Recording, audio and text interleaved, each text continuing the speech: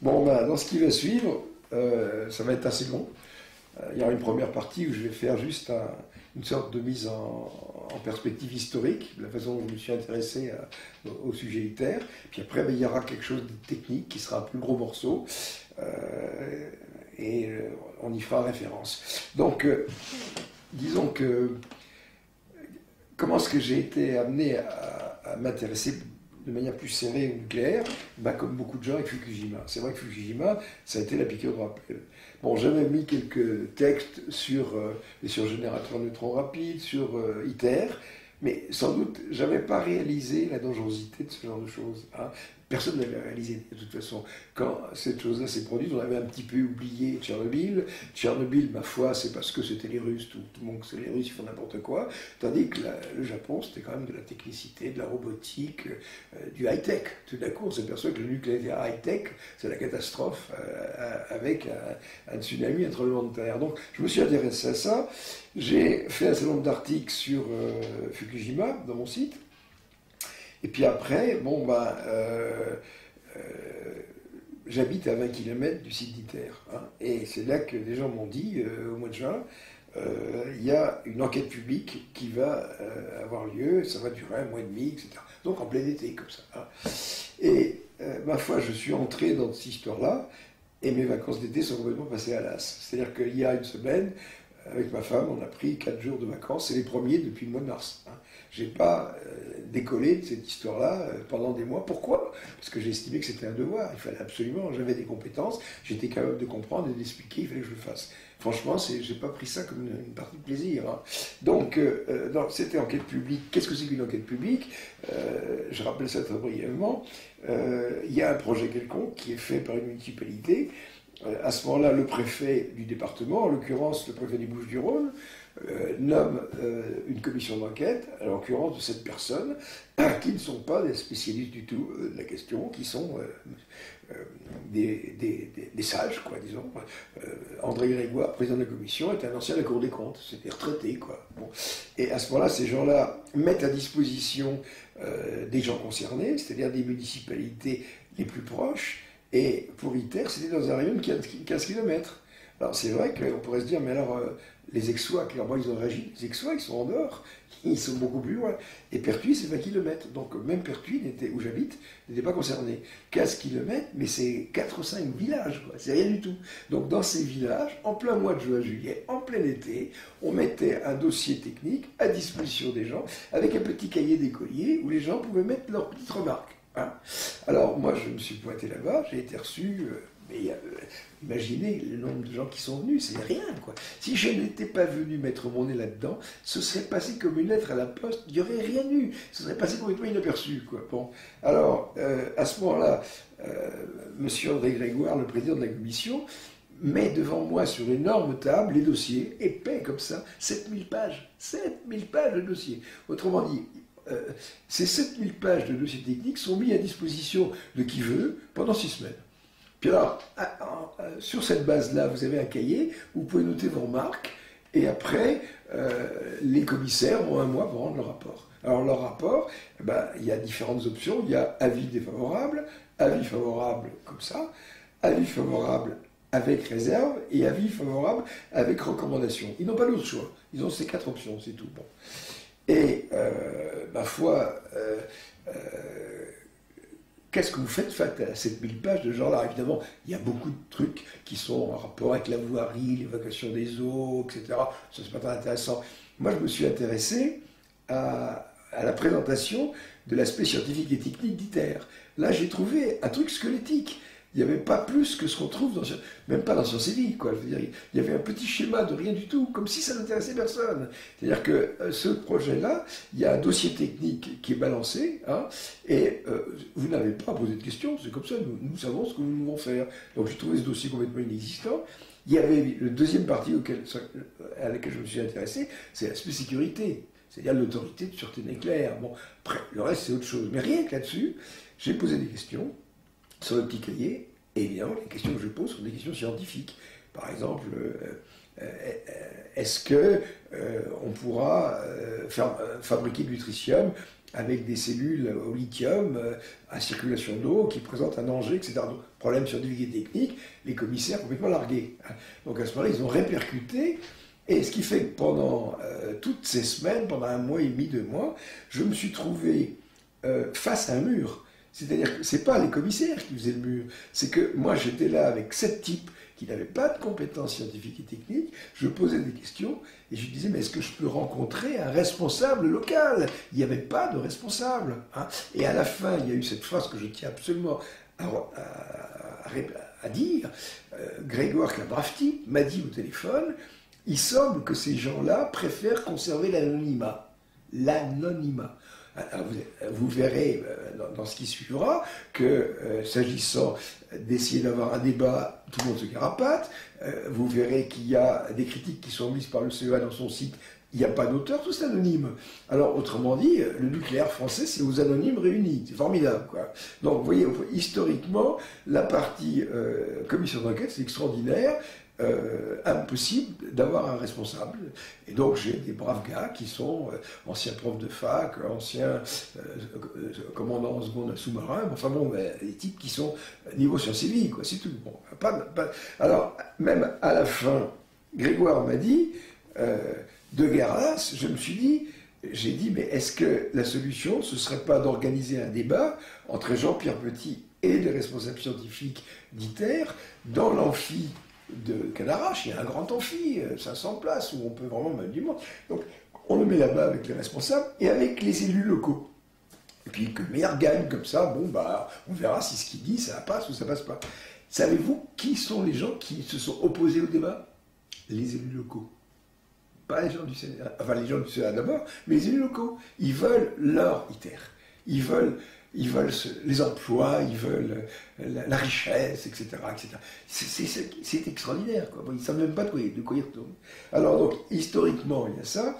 Ensuite, je suis entré en contact avec des types qui étaient calés sur le domaine, qui m'ont orienté vers la thèse d'un type qui s'appelait Cédric Reux. Je lis cette thèse. D'ailleurs, j'ai écrit à ce gars-là, j'ai lu votre thèse, je l'ai dévoré. Très bien écrit, très bien présenté, très clair. Bon, je découvre qu'il y a des problèmes de stabilité, de disruption. Moi, je recommande la lecture de cette thèse, même aux non-spécialistes, parce que ça explique très bien les choses, etc. Donc, à ce moment-là, j'ai été aussi en contact avec Michel Rivasi, qui était venu faire une conférence dans la région. Et Michel Rivasi m'a dit, est-ce que vous ne pourriez pas me faire un truc pour la Commission, pour le Parlement européen? Ok. Alors, le Parlement européen, ben, c'est vrai que les politiques, ils aimeraient bien qu'on fasse un truc très compact. On ne peut pas faire 2 pages. Bon, j'en ai fait 13 avec des illustrations. Enfin, ça résumait assez bien la question. Donc, j'ai filé ce document. Et puis, immédiatement après, on m'a orienté vers une deuxième thèse, qui est celle d'Andrew Thurston. Alors, c'était novembre 2010. Thurston, c'était janvier 2011. Donc, qui disait exactement la même chose, quoi. Et alors, à ce moment-là, les choses ont commencé à se télescoper de façon, reprendre le mot de Rivasi, cocasse. C'est vraiment cocasse. Si c'était pas si coûteux et tragique, ce serait drôle, quoi, parce qu'on est vraiment dans du Pierre Dac là-dedans. Hein. Et c'est sûr que quand j'ai fait un document de 13 pages, c'était assez concis. Et à ce moment-là, Michel Rivasi reçoit une lettre de M. Reux qui dit « C'est scandaleux, M. Petit s'est servi de fragments de ma thèse qu'il a détourné à des fins partisanes et je suis en train de réfléchir à la façon de défendre mon honneur et ma respectabilité. » Un type de 30 ans, ça ne dit pas un truc pareil, quoi. Je veux dire qu'il y avait toute une espèce de manœuvre derrière. Moi, quand j'ai vu ça, je dis « Ok ». Le dossier de 13 pages, il s'est transformé en un dossier de 113 pages. Alors, il n'y a qu'à mettre l'adresse sur le site, hein, un dossier de 113 pages. Et là-dedans, je cite 880 lignes de la thèse de Reux. Alors, c'est pas la thèse entière, mais je crois que ça doit être un bon tiers, quoi, c'est tout. Donc, à ce moment-là, quand il y a 880 lignes d'un texte, on ne peut pas dire qu'on cite des extraits sélectionnés à dessein, quoi. Hein. En citant ces trucs-là, dans ce texte, d'ailleurs, vous verrez, tout le temps, je dis, et maintenant, redonnons la parole à M. Reux. Donc, l'idée que Reux puisse me rencontrer en me disant c'est scandaleux, vous avez pris des fragments de ma thèse, c'était le ridicule assuré, complet. Bon. Alors ensuite, Reux cherche à rencontrer Rivasi, et elle lui dit ok, et à ce moment-là, il lui file une adresse. Hein. Ça nous ramène à la vidéo qui a été diffusée sur Enquête et Débat, assez extraordinaire. Hein, bon. Et donc voici l'adresse. Et Rivasi dit bon, bah, très bien, je viens vous rencontrer, mais elle dit avec M. Petit. Et très réticent à l'idée que dans cette rencontre, je sois présent. Puis après, les semaines passent, cette rencontre a l'air de se mettre en place, et c'est là que Michel Rivasi s'aperçoit que la rencontre se situe en fait au CEA. Alors là, elle dit quand même, il y a quelque chose d'un peu partisan là-dedans. Je préférais un endroit plus neutre. Donc, elle propose à ce moment-là une rencontre à l'Assemblée nationale, qui est quand même le terrain neutre par excellence. C'est un espace citoyen, puis en plus, c'est pas en plein milieu de l'amphithéâtre de l'Assemblée nationale, c'est dans un bureau, quoi, simplement, mis à disposition. Non, mais c'est pas au CEA. Et à ce moment-là, ma foi, le 16 novembre, une rencontre était proposée, programmée avec Rivasi, Jean Robin qui avait demandé à filmer la rencontre, et Mme Rivasi avait dit ok, c'est quand même elle qui invite, donc c'est elle qui décide, quoi. Et puis il devait y avoir puis il devait y avoir Bernard Bigot, qui est administrateur général du CEA, et puis Alain Bécoulet, qui était présenté comme un spécialiste d'ITER. Alors, simplement pour la petite histoire, parce que je parlerai aussi de Philippe Gendry un peu plus loin. Philippe Gendry, d'ailleurs, je rajoute une phrase, il avait envoyé sur son premier mail « Inutile de revenir sur l'amateurisme de votre analyse, c'est vous qu'elle insulte ». Vraiment, ça y va. Hein. Bon. Et quant à Bécoulet, il a appelé Robin en lui disant que j'avais un niveau scientifique de terminale S. Quoi. Vous voyez, là, il y a quelque chose de disproportionné. Il faut vraiment que j'en foute une trouille pas possible pour qu'ils emploient des expressions de ce genre. C'est grotesque. Hein.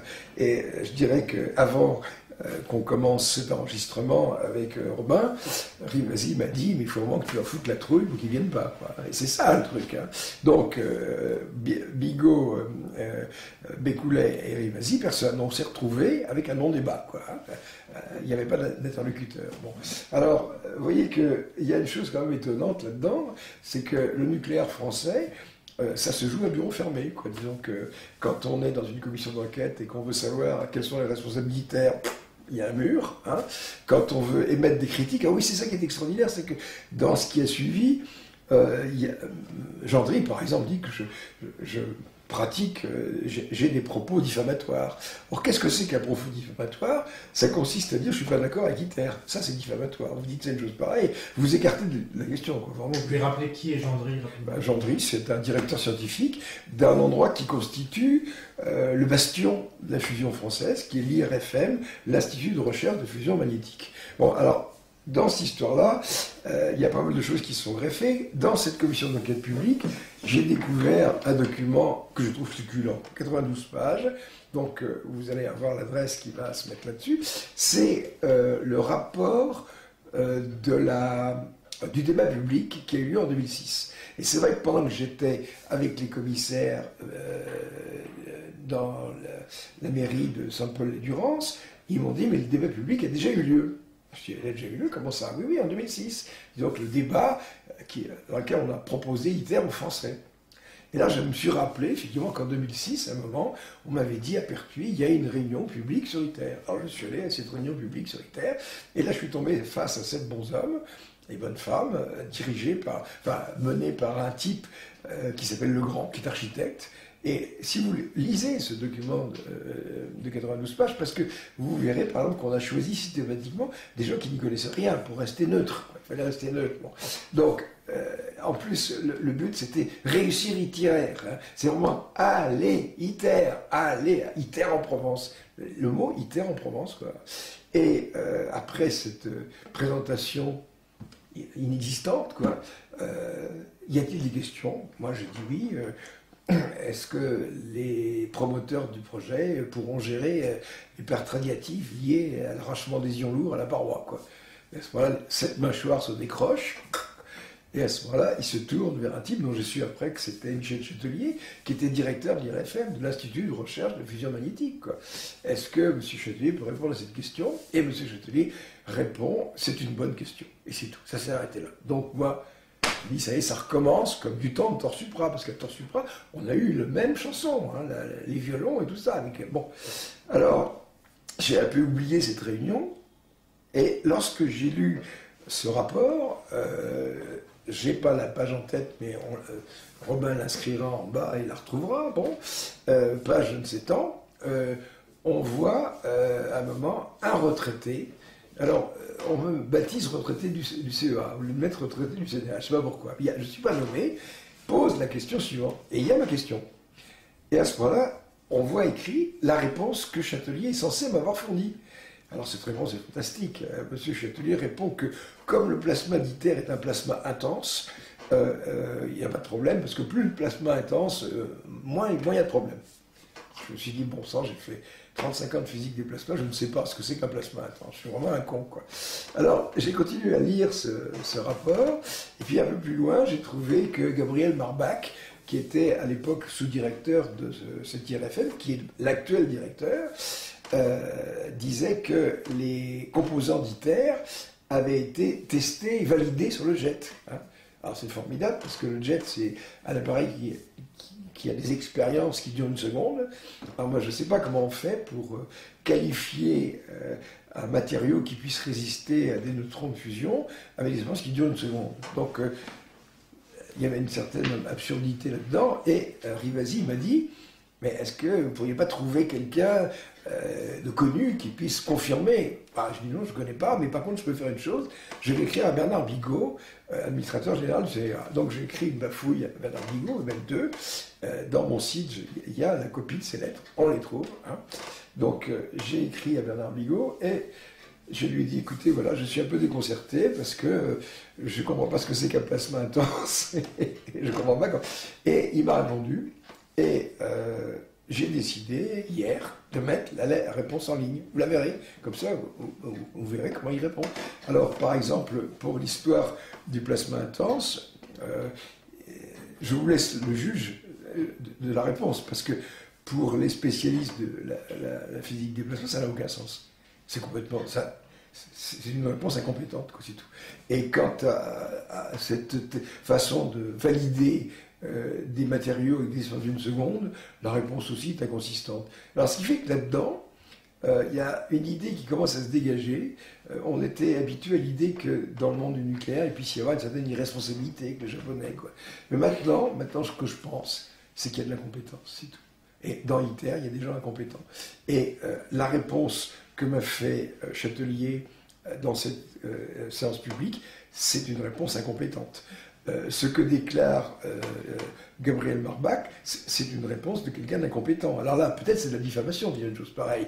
Moi, j'aimerais bien qu'on discute quand même en face à face. Vous m'avez dit ça. Qu'est-ce que ça veut dire? Je ne comprends pas. Hein. Moi, c'est quelque chose que je ne comprends rien, quoi. C'est tout. Et ensuite, la lettre de Bigot, qui se termine d'ailleurs, lisez les dernières lignes, c'est encore plus drôle. Ah, on se demande vraiment qui gère cette boutique, quoi. Et tout à l'heure, on parlait de Alain Bégoulet, qui est aussi... Alors maintenant, Marbach est devenu directeur de l'IRMFM, mais je crois qu'il prend sa retraite à la fin de l'année, donc ça va être Alain Bégoulet qui va prendre la suite, qui lui est directeur adjoint.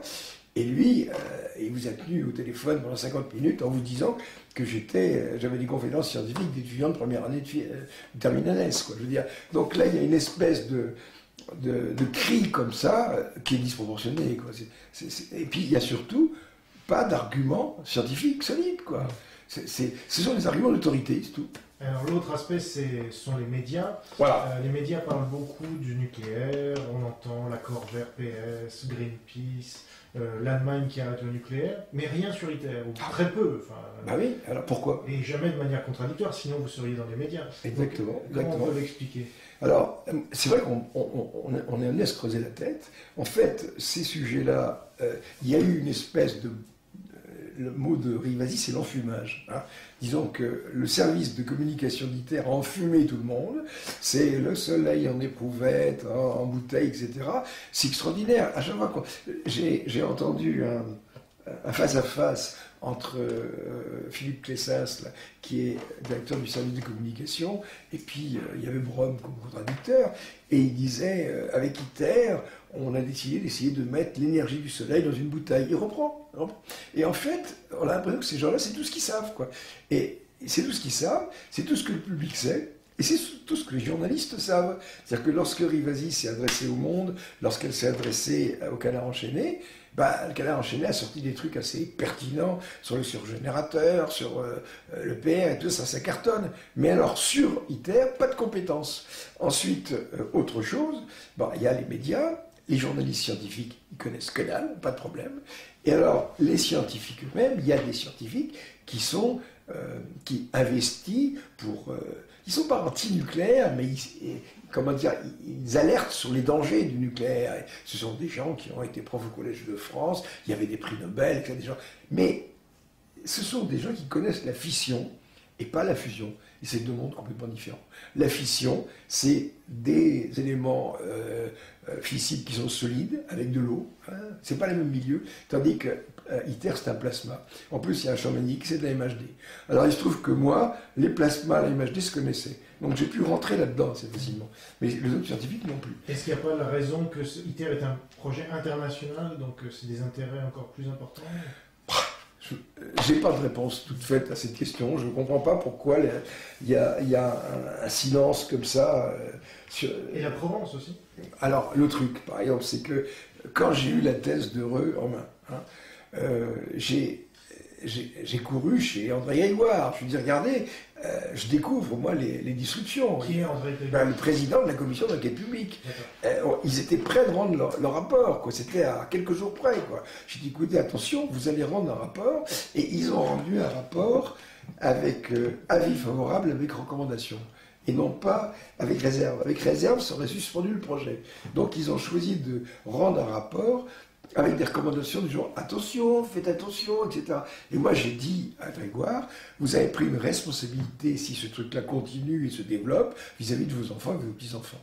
Vous avez mis en route une machinerie, vous n'avez pas osé vous y opposer, quoi. Et en fait, c'est vrai qu'après dans la presse il s'est exprimé, on n'a pas eu assez de temps. Je veux dire, même ces 7 commissaires, ils ont été pris dans un tourbillon qui a duré 6 semaines. Je veux dire, on ne peut pas voir clair dans une histoire pareille. Et je me rappelle à un moment, il a eu cette phrase en disant « Ils auront 5 ans pour résoudre le problème de disruption ». Mais ça fait 30 ans qu'on ne les résout pas. D'où c'est ça, un truc pareil? Bon, ma foi, quand il est interviewé, il s'appuie sur le deuxième cran, parce qu'après la décision de la commission d'enquête, il y a la décision de l'autorité de sûreté nucléaire. C'est elle qui va donner le feu vert.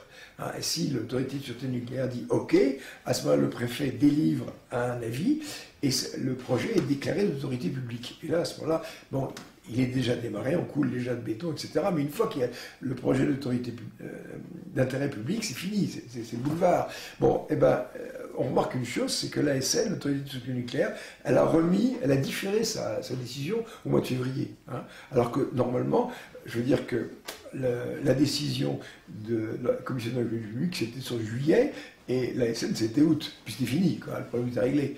Ce serait passé comme une lettre à la poste si je ne m'étais pas mis au milieu, quoi, c'est tout. Et est-ce qu'un média local comme la Provence a réagi? Alors bon, quand j'ai eu la thèse de Reux, je suis monté à 20 ou 30 km de chez moi, à Manosque, où il y a le siège de l'antenne régionale de la Provence. Et là, j'ai rencontré un journaliste qui était déjà venu à des réunions et qui s'appelle Damien Foissard.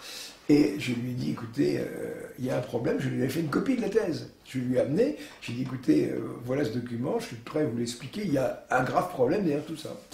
Et, ma foi, il n'a pas réagi.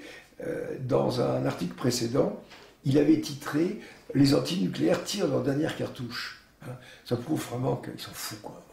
Et là, je l'ai relancé au téléphone, il m'a dit « Je ferai un article ». Quand la commission d'enquête publique aura rendu son avis. Elle a rendu son avis, il n'a pas fait d'article. Simplement, si vous regardez la Provence de la semaine dernière, vous verrez des photos avec le camion qui amène ceci, on commence à construire un amphi, etc. Il faut une sorte de compte-rendu, de journal, des choses comme ça. Mais les véritables problèmes, ils ne les avaient pas faits. Je ne sais plus quoi faire, quoi. Je veux dire qu'à un moment, un parlementaire... Parce qu'il faut se rendre compte d'une chose, c'est qu'au point de vue des élus, ils sont tous pourritaires à 100%. Et vous avez une entité qui est le conseil régional, majoritairement ils sont pour. Il y a un type du conseil régional qui lui a compris, qui a suivi ces trucs-là, mais il est complètement minoritaire, vous voyez, c'est terrible.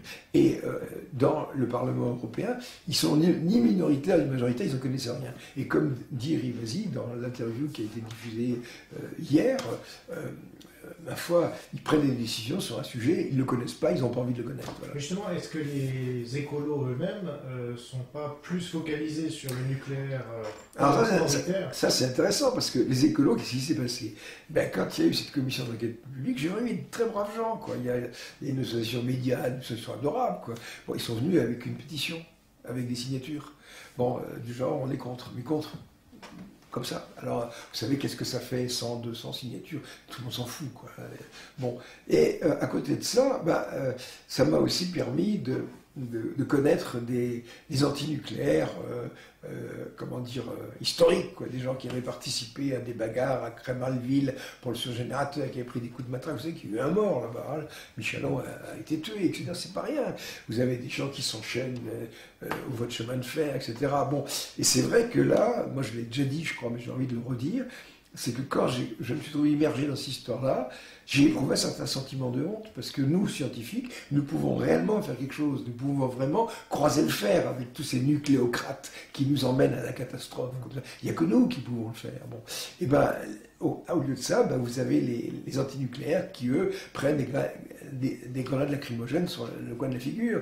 Mais au point de vue scientifique, ils ne connaissent rien. Il y en a un qui m'a dit, ITER, c'est pas dangereux, puisque si ça explose, la réaction nucléaire s'arrête. Je dis non, mais il faut que je vous explique tout ça. Et puis il y a un truc, c'est que dans ce monde de l'antinucléaire, vous avez le réseau Sortir du nucléaire, qui regroupe 900 associations. Eh bien, allez voir sur ce réseau, cherchez la mention de la vidéo avec Rivasi, vous ne la trouverez pas. Cherchez les 32 pages du dossier qu'on avait mis en ligne là-dessus, il y a des mois, il est introuvable. Je veux dire que là, je comprends pas, j'ai pas d'explication, quoi. Je veux dire que... Eva Joly, j'ai essayé, j'ai fait tout mon possible pour essayer de la joindre. Qu'est-ce que vous voulez ces gens, je veux dire que il y a une chose, c'est qu'ils n'ont pas de conseillers scientifiques. Par exemple, les écolos, je prends l'exemple de Hulot, par exemple, il avait autour de lui quoi? Des environnementalistes, des biologistes, des gens spécialisés dans l'environnement, l'impact sur la mer, les végétaux, etc. Mais les physiciens, non, il n'y a pas de physicien. Ou alors un physicien qui chantait la gloire du nucléaire, quoi. Maintenant, je crois qu'il a un peu baissé les bras, quoi. Alors, je crois que là-dedans, on a évoqué un petit peu l'essentiel, mais en ce moment, on est en train de rédiger un livre avec Rivasi, hein, pas de problème. On essaye d'aller le plus vite possible, faire un petit bouquin, et c'est pas facile parce que il faut que tout ça se soit mangeable par le grand public. Et ce qui est terrible, c'est que les seules personnes auxquelles on peut s'adresser, c'est le grand public, puisque les parlementaires ne veulent pas entendre parler, ça les emmerde. Les écolos, c'est pas leur tasse de thé, quoi. Ils manifestent, c'est un peu complémentaire et tout ça. Les scientifiques, eh ben, ils sont pas au courant. Et ceux qui sont investis dans des trucs sur la fission, ils disent non, en plus, on va pas s'occuper de la fusion, c'est trop compliqué.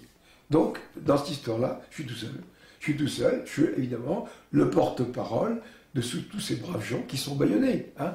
Et ils sont bâillonnés parce que, je crois que je cite ça dans la vidéo que vous verrez plus loin, il y a un type de l'IRFM qui croyait que j'étais au CNRS et qui disait mais je vais avertir la commission pour que vous soyez mis au pas. Ça vous explique qu'il y a une main de fer qui s'apprête à étrangler le premier type qui parle. Donc moi, il y a une chose, je lui ai dit, vous savez, pas de chance, je suis à la retraite. Moi, je suis retraité, je peux parler. Alors, je suis retraité et j'ai les compétences, c'est tout. Maintenant, il y a un truc, c'est que les attaques dont j'ai été l'objet sont inqualifiables. C'est insultant. Hein. Et de ce côté-là, j'ai été condamné par contumace et on n'a pas accepté que je puisse m'exprimer. Donc, je demande un procès. Je demande un procès public. Mais n'importe où, à l'Assemblée nationale, où on veut, mais que ce soit filmé et que le public puisse le voir. Or, c'est la chose qui avait fait que les gens n'étaient pas venus le 16. C'est parce que vous étiez là, Robin, avec votre caméra. Vous êtes dangereux. Et c'est Bigot a dit qu'il ne voulait pas parler devant des journalistes qu'il ne connaissait pas. Parce qu'un journaliste qu'on connaît, on peut s'arranger. Mais, voilà. En tout cas, pour le développement scientifique, ça sera donc dans une deuxième vidéo, voilà. Plus longue et plus détaillée, avec beaucoup de liens, beaucoup d'images aussi, pour bien rendre tout ça vulgarisé. Il faut reprendre la phrase. Oui, ça faut reprendre parce que... Ouais. On va attendre que c'est fini. Voilà, donc on va se donner rendez-vous pour une deuxième vidéo plus longue sur la partie scientifique, vulgarisée, avec énormément de schémas, de liens pour que les gens puissent creuser. Et là, ils sauront à peu près tout. Hein, disons que ce que je voudrais dire, qui est très important dans cette vidéo, même si vous ne la comprenez pas, moi j'amène un élément qui est une communication qui représente ce qui s'est dit au mois de septembre, dans un colloque international à Princeton, qui est la Mecque de la fusion, avec des gens de différentes nationalités, dont les Américains. Et à ce moment-là, ces gens, quand vous prenez cet article de Würden, c'est exactement ce que j'ai remis à Rivasi. C'est tout. Et il parle d'ITER. Absolument. Et c'est effectivement... mais non, mais regardez le titre de la communication, c'est l'ère ITER, ITER-ERA. Donc qu'est-ce qu'on doit faire? Et la conclusion, c'est... il faut étudier les descriptions avant, before ITER. Alors que les Américains sont impliqués dans ITER, non? Oui, ils sont impliqués, mais la position est très ambiguë. Qu'est-ce qu'ils font marcher avant? Justement, ça veut dire que ce n'est pas une opération des Américains pour faire tomber ITER, parce que ce serait leur intérêt. C'est vraiment, alors qu'ils sont impliqués dedans, ils arrivent à... disons, leurs chercheurs... Disons que ce qu'ils ont compris, et il le dit explicitement, c'est que ITER peut très bien devenir un échec. Quand on dit un échec, c'est pas forcément une catastrophe à la Fukushima, c'est pas forcément tuer je ne sais combien de personnes, c'est un truc technique. Si tout d'un coup ce machin-là se fout en l'air, on ne peut pas le faire marcher, et on se dit, il n'y a pas moyen de sauver cette bécane. Et à ce moment-là, ils ont compris une chose, c'est que si, il le dit explicitement dans ce PowerPoint, c'est que si c'est un échec, ça fout en l'air toute la démarche de la fusion. Et tout le monde... oui, c'est ça qui est important. Justement, on va voir tout ce détail dans une deuxième vidéo. Voilà. Merci Jean-Pierre Petit. Alors aujourd'hui, on est le 15 décembre 2011.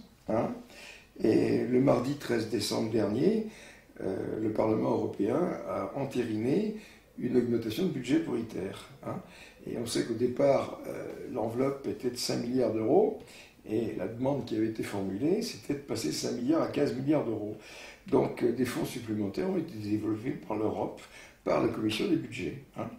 Donc pour 2012-2013, cette augmentation pour l'Europe, ça se chiffre à 1,3 milliard d'euros.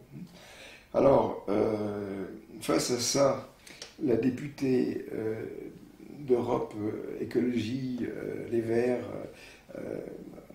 Michel Rivasi, a fait une déclaration, donc j'espère qu'on va pouvoir passer la séquence après, et elle dit textuellement, donc si on passe cette déclaration, c'est pas la peine de la mettre, on coupera ce que j'ai dit, mais ce qu'elle dit, c'est le projet ITER fait partie de ces éléphants blancs qui font rêver les politiciens.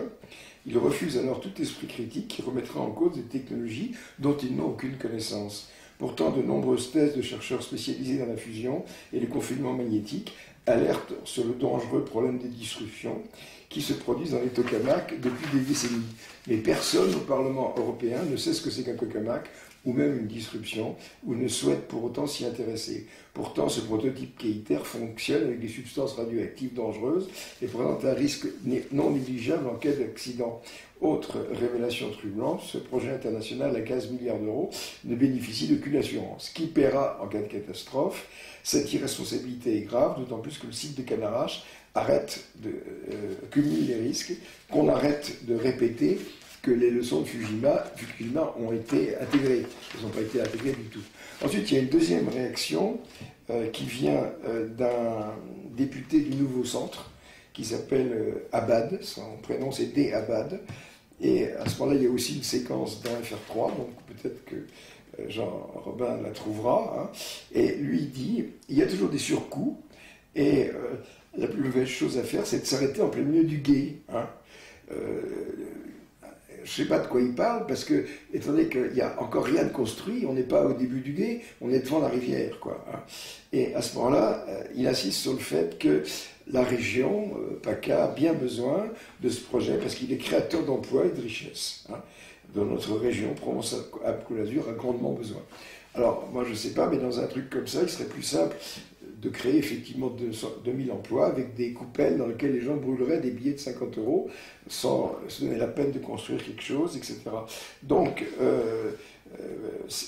bon, on va faire comme si Rivasi et les autres étaient passés. Donc, vous venez d'entendre Michel Rivasi, qui est, comme on pourrait dire, monté au créneau. En fait, elle a répercuté des informations que je lui ai fournies il y a quelques mois, sous la forme d'un document de 13 pages que j'avais réalisé à son attention sur ITER, et qu'elle avait diffusé à la commission ITRE, c'est-à-dire information, technologie, recherche et énergie. Hein. Et cette commission, il y a 124 parlementaires, dont une cinquantaine de francophones.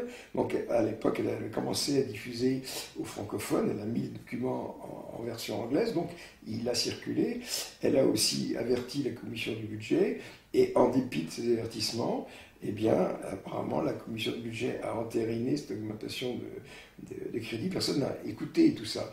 Et même, vous pouvez savoir une chose, c'est que ce dont elle vient parler, vous n'en avez pas vu trace dans les médias. Alors, je vais vous montrer simplement ce mot, là, regardez, ce mot disruption, là.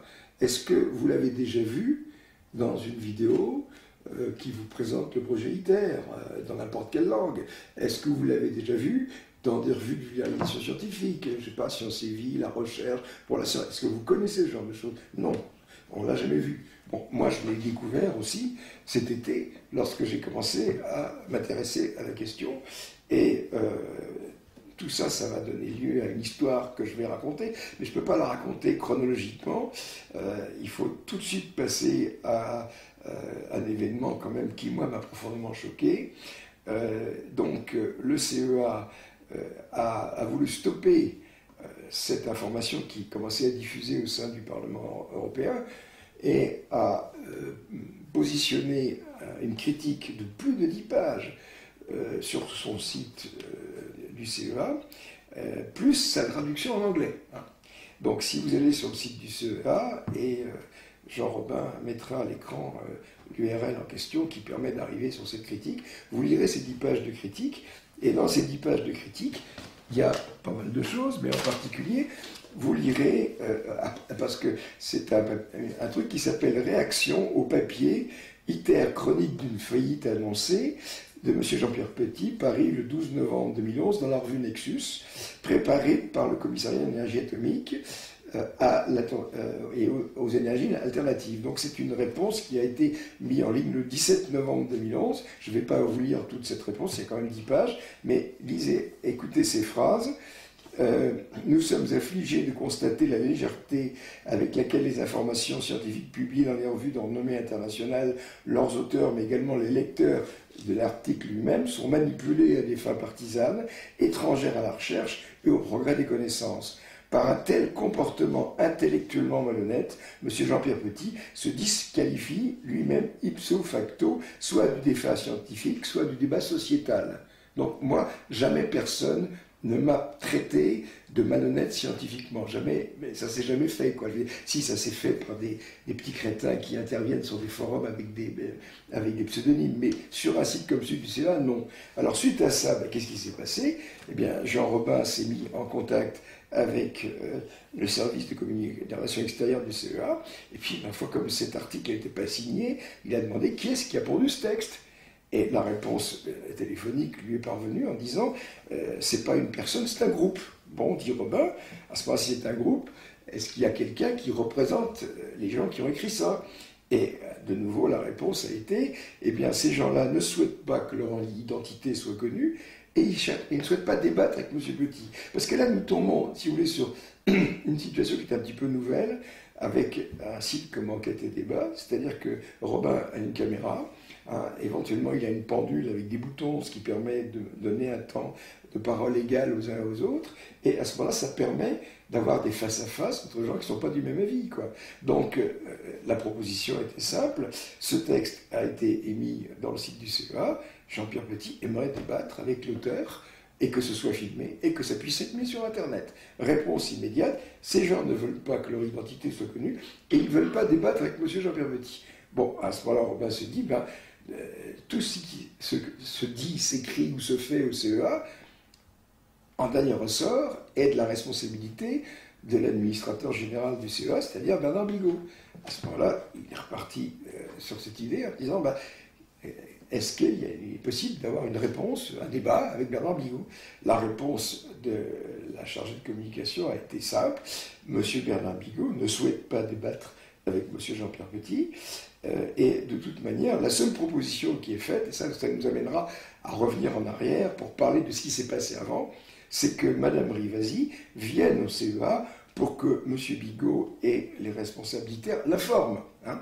Je ne sais pas si on peut appeler ça une information ou une désinformation, mais pour lui, c'est la seule réponse possible. C'est-à-dire que moi, j'émets des critiques, j'ai droit à un texte que je trouve insultant, hein, carrément, mais je n'ai pas droit de réponse. Je n'ai droit ni à une réponse, ni à un face-à-face, ni quoi que ce soit. Or, il y a quand même une chose qu'il faut bien se dire, c'est que si je suis complètement dans l'erreur, si je suis incompétent, si je raconte n'importe quoi, si je distors la vérité, ben la meilleure solution, c'est qu'à ce moment-là, on fait une rencontre avec des responsables, et ces gens-là me mettent carrément le nez dans la merde, comme on fait avec un chat. Je veux dire, je sors de là discrédité complètement. Eh bien, moi, je suis prêt à faire ce genre de choses-là, et je dis même la chose suivante, j'ai été accusé de malhonnêteté intellectuelle, maintenant c'est moi qui accuse le CEA de malhonnêteté intellectuelle, et de distordre les faits et de les camoufler.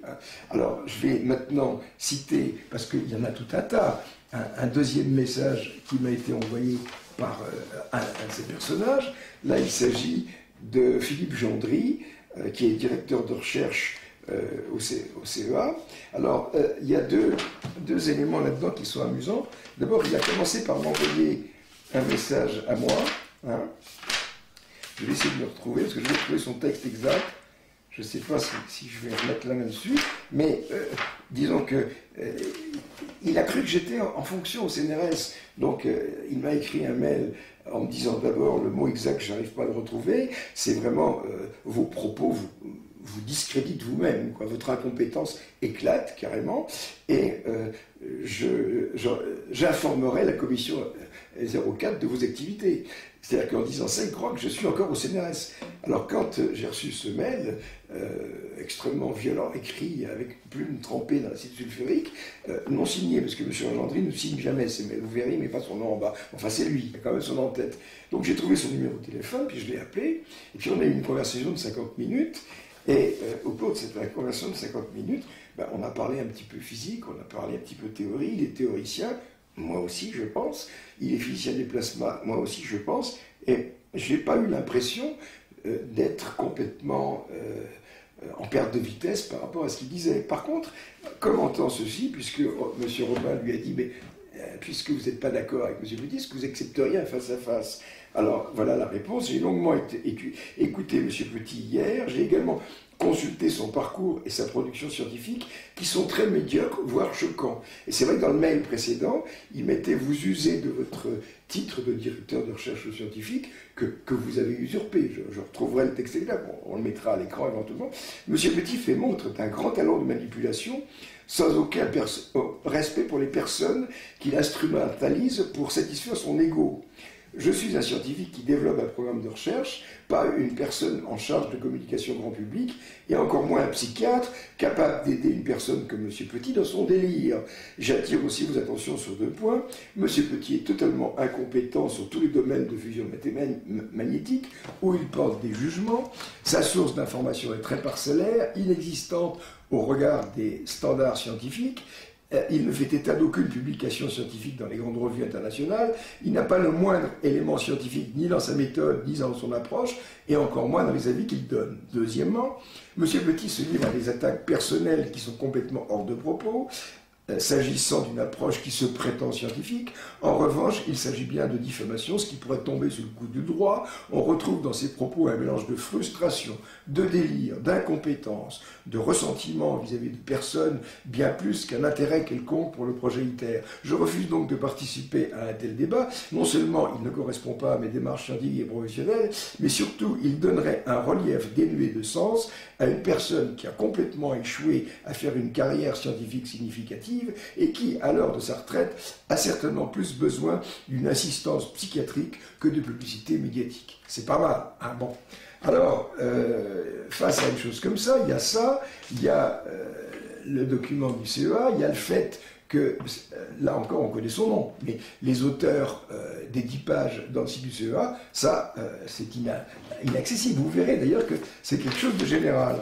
Alors, avant de reprendre cette histoire-là et de la replacer dans un contexte, c'est une véritable saga qui dure depuis le mois de mars, je pense qu'il serait bon que j'informe un peu les gens du CEA et M. Philippe Gendry des derniers rebondissements, quoi. Disons qu'il y a eu donc un colloque international à Princeton, au New Jersey, aux États-Unis, et Princeton, c'est un petit peu la Mecque de la fusion. Quand M. Gendry dit que je suis incompétent en physique des plasmas et en tokamak, je dirais simplement que je sais lire, quoi. Je sais lire une thèse, je sais lire des articles, et ce qui m'a été reproché, c'est pas d'avoir des propos incohérents, c'est de reproduire des choses qui étaient écrites, quoi, c'est tout. Mais ça, on en reviendra tout à l'heure. Alors d'abord, première chose, je pense que Jean Robin va nous présenter les planches, comme ça, du PowerPoint. C'est un petit peu les slides, si vous voulez, de Verden, qui est un des chercheurs qui présentait des choses aux États-Unis. Et Verden n'est pas un étudiant, ou alors si vraiment il dit des conneries, c'est que lui aussi il a besoin d'une assistance psychiatrique, quoi, parce qu'on est plusieurs. Donc, en fait, on s'aperçoit que quand on cherche, on trouve des thèses qui disent la même chose, on trouve des gens qui disent la même chose, et maintenant voilà des gens dans un colloque qui disent la même chose. Et qu'est-ce qu'ils disent? Eh bien, simplement, regardez donc ce truc-là. Ce colloque s'intitulait « La question des risques et des conséquences des disruptions dans les grands tokamaks ». Ah, vous avez vu tout à l'heure, je vous ai montré le mot disruption. Bon. Et ici, on a le résumé donc, de la communication de Jourdain. Bon, c'est un truc qui fait un certain nombre de pages. Vous avez la reproduction, disons l'adresse URL pour avoir accès à la version anglaise de ce PDF, que justement Jean Robin va faire apparaître à l'écran. Hein, voilà. On a donc cette URL. Si vous mettez en arrêt sur image, vous pouvez la noter. Et puis, moi, j'ai trouvé intéressant de traduire et de faire traduire ce document en français pour les gens qui ne lisent pas l'anglais. Alors, ce n'est pas de l'anglais de Shakespeare, vous savez, ce sont des slides, c'est-à-dire c'est des diapositives. C'est un type qui fait une conférence, et puis il montre des choses, il a des phrases un petit peu... il n'y a pas une articulation linguistique très pointue, mais justement, on l'a traduite au mot à mot, et moi j'ai fait vérifier ça par des spécialistes des plasmas chauds, par des spécialistes des tokamaks, pour que personne ne puisse dire il a distordu la traduction. Donc ce que vous voyez, c'est le document en anglais et le document en français qui est à l'identique. Alors là, quand on va dans ce document en français, eh bien ici, on voit une page qui s'intitule « Les grandes lignes ». Alors, vous n'allez pas lire cette page, mais il y a les paramètres des tokamaks. Un problème que j'avais abordé dans le document que j'ai remis à Michel Rivasi, qui est celui des électrons découplés, on en parlera tout à l'heure. Il y a le problème des disruptions, les types, les causes, etc. Et qu'est-ce qui doit être fait dans les 10-15 ans à venir? Et là, la phrase importante, c'est avant qu'ITER ne soit opérationnel, before ITER. Là, vous traduisez le before ITER comme vous voulez, c'est-à-dire avant qu'on ne fasse marcher ITER à pleine puissance, ou alors avant qu'on le construise. Enfin, je crois que maintenant qu'on a voté ces crédits, on a déjà mis du béton, etc., on va construire cette machine. Alors, ce que dit cet article, ce que disent les Américains, et là, à ce moment-là, on est informé sur la position américaine, parce que vous avez vu qu'ils se retiraient pas. On se dit, mais quelle est leur position vis-à-vis du projet ITER? Ben là, il l'explique parfaitement clairement, quoi. Disons que ce projet-là a été lancé de manière prématurée. Alors, planche suivante. Bon, quel est le problème central de la génération d'énergie par fusion et confusion magnétique, c'est-à-dire les machines comme ITER. Donc, alors, premier point, notez bien, nous ne disposons pas des matériaux capables de résister à l'action du plasma avec lesquels ils sont en contact, ni de supporter le bombardement par neutrons. Quand même une chose qu'il faut tenir compte. Ça fait rien, on a lancé ITER quand même. Bon, nous ne disposons pas de suffisamment de tritium, lequel n'est pas fourni par la couverture tritigène. Bon, ces machines sont complexes et difficiles à entretenir. Et ensuite, le point 4, nous ne sommes pas encore capables de simuler leur fonctionnement, même en utilisant les ordinateurs les plus puissants et les plus rapides du monde. Cette phrase contredit complètement ce qui est dit dans l'article qui est mis dans le CEA, hein, où les gens, puisque ce sont des anonymes, je ne sais pas qui a écrit, disent que la simulation de ces machines-là, il n'y a aucun problème, je suis vraiment le dernier des imbéciles de ne pas savoir ça. Hein. Et le dernier point, je crois que vraiment il faut le regarder et faire un zoom dessus, ce qui est en bas, hein, vous voyez. Cette phrase, c'est le problème par excellence, avec un le majuscule, et que le plasma est très difficile à contrôler. Toute perte de contrôle peut créer des dommages importants. Donc, si vous voulez, il y a une phrase que vous devez reconnaître. Quand on parle de fusion contrôlée, ça n'existe pas. La fusion n'est pas à contrôler. C'est un projet de fusion contrôlée.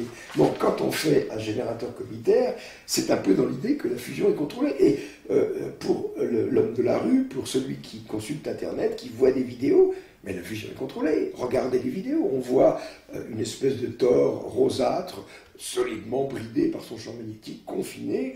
On vous explique que tout cela est parfaitement maîtrisé et qu'on a mis le soleil en bouteille. Bon, on va revenir un petit peu là-dessus. Alors ensuite, voilà une page qui nous montre la quantité d'énergie mise dans le plasma. Donc cette page-là, pendant que Jean montre cette page, je dirais que si vous allez dans la deuxième colonne et que vous descendez, vous voyez que ITER, c'est une machine qui va contenir de 200 à 450 mégajoules, alors que par exemple le jet c'est 10, donc c'est carrément 45 fois plus, hein, c'est pas rien. Donc on va passer à une échelle bien plus importante. Ensuite, Verden trouve intéressant d'expliquer un petit peu à quoi correspondent ces énergies, parce que il le met pour ses collègues, mais c'est intéressant. Regardons un petit peu cette planche-là, et pour effectivement celui qui regarde la vidéo, bon lui, il ne sait pas ce que c'est qu'un mégajoule. Il faut savoir qu'avec 15 mégajoules, ça représente 7 bâtons de dynamite, qu'avec 600 mégajoules, on peut fondre une tonne de cuivre, que 100 mégajoules, c'est le catapultage d'un Tomcat, que 10 gigajoules, c'est un Airbus 380 qui vole à 700 km/h. Donc, dans une histoire comme celle-là, les quantités d'énergie qui sont contenues dans un tokamak de grande puissance, ce sont des énergies considérables. Hein. Et après, on va voir les conséquences justement d'une perte de contrôle de cette énergie. Et je pense que moi, j'ai pas soulevé le problème, je me suis contenté de relever ce problème dans des thèses qui existaient, dans des papiers qui existaient. Et voilà que je me fais traiter de malade mental, de type qui a besoin d'une assistance psychologique. C'est quand même extraordinaire. Alors que si vous prenez l'article de Verden, lisez-le, c'est exactement la même chose que ce que j'ai remis à Ribasi il y a 2 mois. Presque mot pour mot. Et même, pour montrer un petit peu la dangerosité de la chose, il emploie une comparaison avec ce qu'on appelle les disruptions majeures, c'est-à-dire lorsque ce plasma devient très instable. Regardez cette planche, qu'est-ce que ça représente? Les 4 cavaliers de l'Apocalypse. C'est pas mal. Bon, c'est une image, quoi, disons, du type, quels sont les 4 cavaliers de l'Apocalypse? Effectivement, quand un tokamak doit toujours être en état de faire face à une telle menace. Forte contrainte d'origine électromagnétique sur les composants de l'enceinte, parce que ce truc-là, ça crée des décharges de très forte intensité qui réagissent avec le champ magnétique pour donner des forces de la place, et ce ITER, ça va être de 5000 à 15 000 tonnes. Et je me rappelle, quand on était passé dans un face-à-face chez Jean Robin avec Vanitschek, il avait découvert l'intensité des forces. Et c'est vrai que ça rigole pas. Je veux dire, quand on a des décharges comme ça de 10 millions d'ampères, ça tord des tas de trucs. Ensuite, deuxième point, on est encore sur ce truc, rayonnement intense émis par le plasma et reçu par les tuiles du rayonnement. Ensuite, un apport de chaleur pas possible, donc un intense apport de chaleur, ça va fondre des choses, ça va faire des trous. Et puis ensuite, ce problème particulier qui est le grand échauffement lié à l'action des électrons découplés au voisinage d'impact de ce faisceau d'électrons. Alors, évidemment, on a envie de se poser la question, mais vous parlez de disruption, qu'est-ce que c'est qu'une disruption? Bon, les tokamaks, ce n'est pas des machines très simples, et pour expliquer ça à un plus large public possible, on est obligé d'employer des images. Et il se trouve que ces images ne sont pas idiotes. Et par exemple, moi qui étais astrophysicien, quand j'ai vu un petit peu, et j'ai été spécialiste de la MHD, et je revendique toujours de l'être. Je suis même en activité. Ma dernière communication physique des plasmas expérimentale, ça date de 2010, à un congrès international en Corée, quoi. Donc, monsieur, évidemment, Gendry est allé pianoter sur le net à chercher les consultations, les citations, c'est tout. Il passait complètement à côté, quoi. Il ne connaît pas ma carrière du tout, c'est tout. Hein. Bon, eh bien, à ce moment-là, qu'est-ce que c'est qu'une disruption? Eh bien, c'est une perte de contrôle d'un tokamak. Alors, un tokamak, ITER est un tokamak. Bon, supposez qu'on ait réussi à mettre ITER en fonctionnement. Quand on met une machine comme ça en fonctionnement, on la remplit qu'un gaz qui est à très basse pression, quelques fractions de millimètres de mercure, des 10-3, 10-4, c'est très raréfié. Puis à ce moment-là, on chauffe ce plasma, et après on donne un apport de chauffage supplémentaire grâce à l'injection de neutres, etc. Donc on arrive à 10 millions de degrés, puis après à 100 millions de degrés. Alors, ce qui est intéressant, c'est que quand on dépasse 10 millions de degrés, le plasma cesse d'être résistif. C'est-à-dire que les électrons se baladent, et les ions, ils ne les voient plus. Il y a un phénomène qui est bien connu des gens qui font la physique des plasmas, c'est que lorsque les électrons vont très vite, eh bien, ils passent tellement vite à côté des ions qu'ils n'ont pas le temps d'interagir. Et un courant électrique, c'est un courant de circulation d'électrons. Et là, à ce moment-là, on a une circulation d'électrons. Par exemple, dans le tor supra, on a un courant plasma, qui est un courant qui se boucle azimutalement dans le tor, comme ceci, comme un cercle. Il y a 1,5 million d'ampères. Dans le jet, c'est 4,8 millions d'ampères. Et dans ITER, 75 millions d'ampères. Donc, on a tous ces ampères qui circulent. Et quand la température est supérieure à 10 millions de degrés, la vitesse des électrons est telle qu'il n'y a plus d'effet Joule. Alors on dit formidable, j'ai fabriqué un milieu supraconducteur, quoi. Il y a les supraconducteurs froids, puis là c'est les supraconducteurs chauds. Bah, effectivement, après il faut entretenir ce courant. Il faut l'entretenir si on veut avoir une machine qui puisse marcher en régime permanent. Il faut pousser un petit peu ces électrons avec des ondes progressives. Peu importe le détail de ce truc-là. Mais il y a des pertes. Il y a des pertes qui ne sont pas liées à l'effet Joule, mais simplement une disruption, tout d'un coup. C'est la perte de la température du plasma, mais d'un facteur, on passe de 150 millions de degrés à 15 000 degrés. Donc on dégringole d'un facteur 10 000, je ne sais plus combien. Donc on a, je pense qu'on peut présenter les courbes, hein, et dans ces courbes que j'ai empruntées à la thèse de Cédric Reux, eh bien vous avez des planches, et quand vous regardez la courbe du haut, je pense qu'à ce moment-là on pourra mettre cette courbe avec une flèche, eh bien on voit l'effondrement de température. Alors, le mot anglais c'est quench, donc on a le quench thermique, l'effondrement de température. La température s'effondre totalement. Et alors, écoutez bien ça. Pourquoi? On n'en sait rien. Hein? Moi, j'ai demandé à Philippe Gendry pourquoi est-ce qu'il y avait cet effondrement de température. La réponse, c'est parce que le plasma devient instable. Et ça, c'est une réponse à la Molière. C'est-à-dire, c'est pour ça que votre fille est muette, quoi, disons. Et j'ai écrit qu'il y avait une énorme part d'empirisme dans la gestion de ces machines. C'est totalement confirmé dans le papier de Verden, par exemple. C'est confirmé dans la thèse de Reux, c'est confirmé dans la thèse... Tout le monde le sait, quoi. Je veux dire que si vous lisez la critique qui est faite par de joyeux anonymes au CEA, ils vous diront que c'est pas vrai du tout, qu'on dispose de tas de choses pour contrôler. Alors, il y a même un mot extraordinaire que j'ai découvert dans ce document. Peut-être qu'à ce moment-là, on fera un zoom sur cette page en montrant ce passage extraordinaire, puisque l'auteur inconnu de ce document explique que nous avons des lois ingénieurs, entre guillemets, des lois ingénieurs. Loi, trait d'union, ingénieur. Des lois ingénieurs. Qu'est-ce que c'est qu'une loi ingénieur? Moi, j'ai jamais appris ça dans un super-héros, dans ma grande école. Je veux dire qu'on appelait ça des recettes de cuisine, quoi. Hein. Une loi ingénieur, ce sont des relations comme ça qu'on déduit de l'expérience sur 10, 20, 30 ans, empirique, en disant, ben voilà, lorsqu'on fait ci, qu'on fait ça, il se passe ci, il se passe ça. Pourquoi? Ben ça, on ne sait pas. Mais il est dit également dans ce rapport, et ça c'est extraordinaire, que c'est pas parce qu'on ne comprend pas comment ça marche qu'il ne faut pas le faire. Moi, je trouve ça formidable.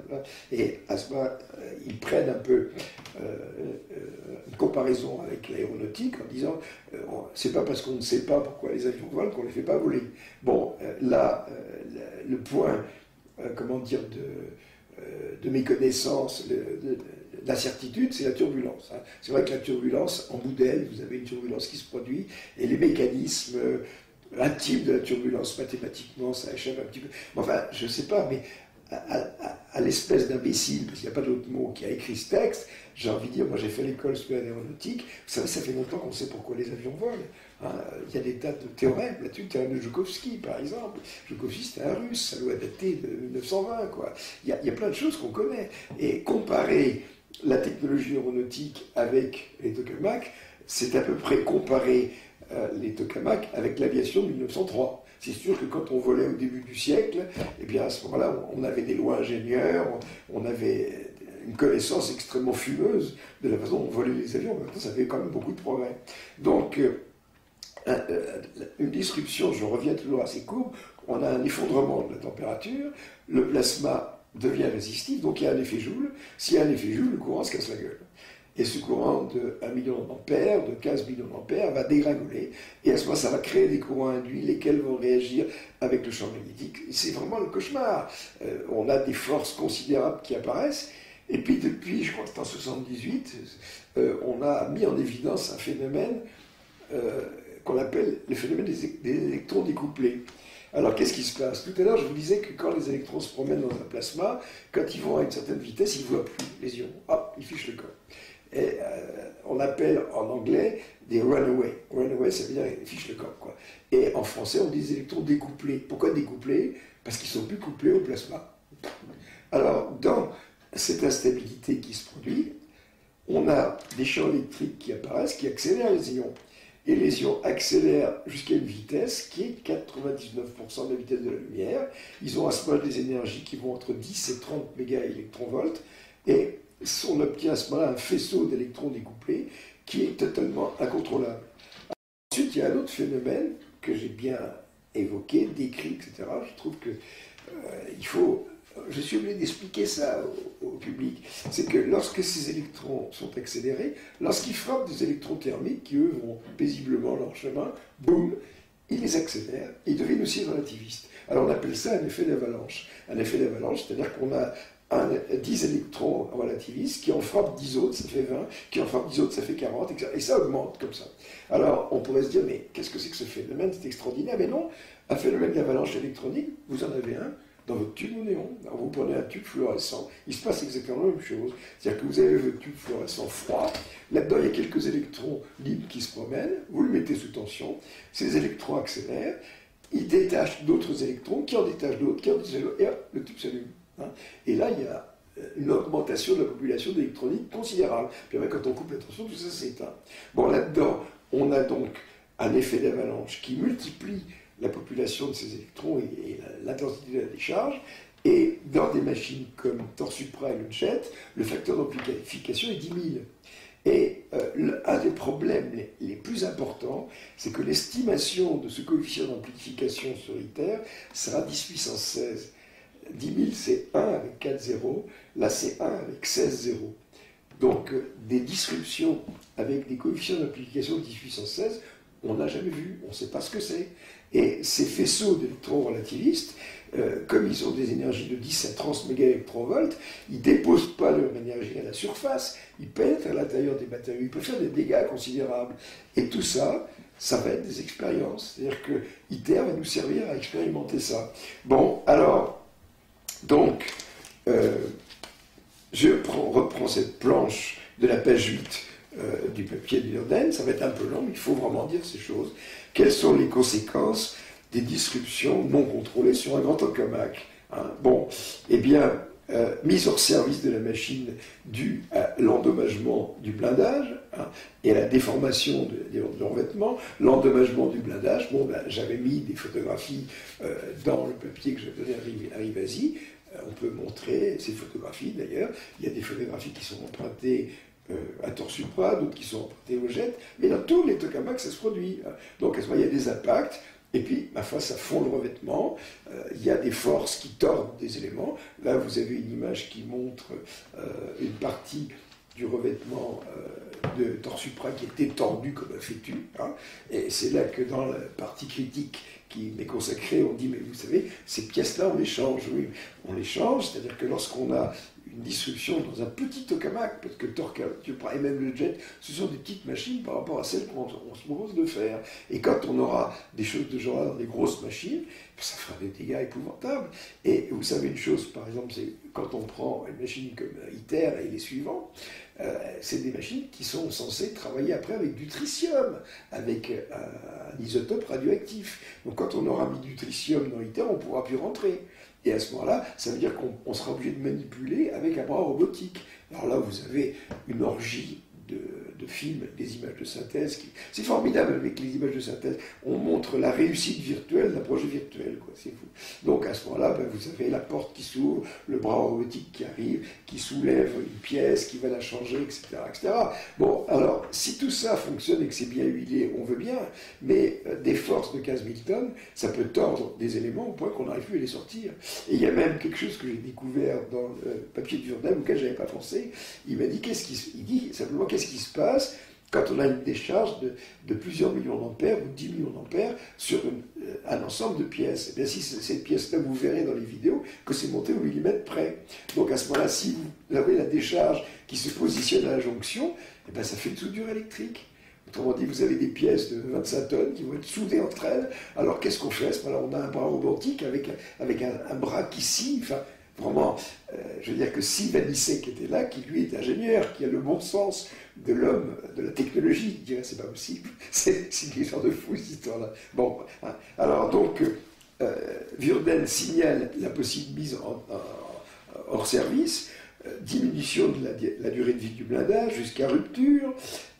Bon, ensuite, on a donc des plaques qui constituent la première paroi, et derrière il y a un refroidissement par an, et personne ne sait, puisque par exemple dans le système ITER, on aura une première paroi d'1 centimètre en beryllium. Alors d'abord le beryllium, il faut savoir que c'est très toxique et c'est cancérigène.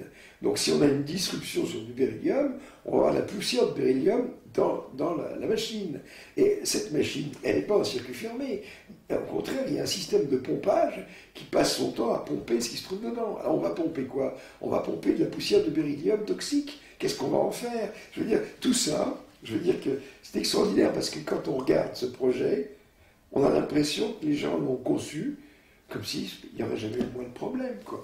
Et de l'avis des spécialistes tokamak, des spécialistes fusion, là je voudrais faire une petite parenthèse parce que Gendry dit que j'y connais rien, etc. Bon, c'est vrai, comment est-ce que j'ai pu tout d'un coup débarquer à partir de mars-avril 2010 dans ce monde-là et acquérir des connaissances?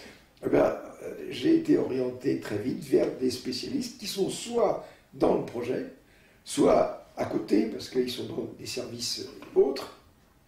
Et ces gens-là m'ont informé. Ils m'ont simplement dit, ne donnez pas notre nom, parce que si on connaît notre nom, on est mort, quoi, c'est tout. Je ne sais pas si vous voyez, c'est important, une chose comme ça, parce que des gens comme Rivasi m'ont dit, mais pourquoi est-ce qu'ils ne parlent pas? Ils ne parlent pas parce que s'ils parlent, on leur enlève les crédits, c'est la mise au placard immédiate, quoi.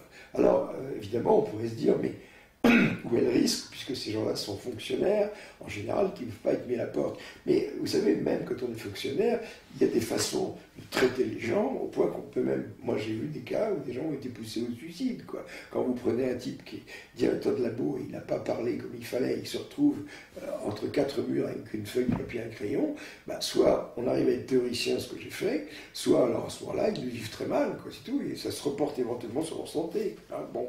Alors, donc, dans ce que dit Virden, eh bien, il y a, si on utilise du tritium, il y a éventuellement mélange du tritium avec l'eau de refroidissement. Alors, vous voyez, le tritium, c'est déjà pas très confortable. En plus, si on mélange à la flotte, qu'est-ce qu'on va faire de ces trous devenus radioactifs, hein, bon.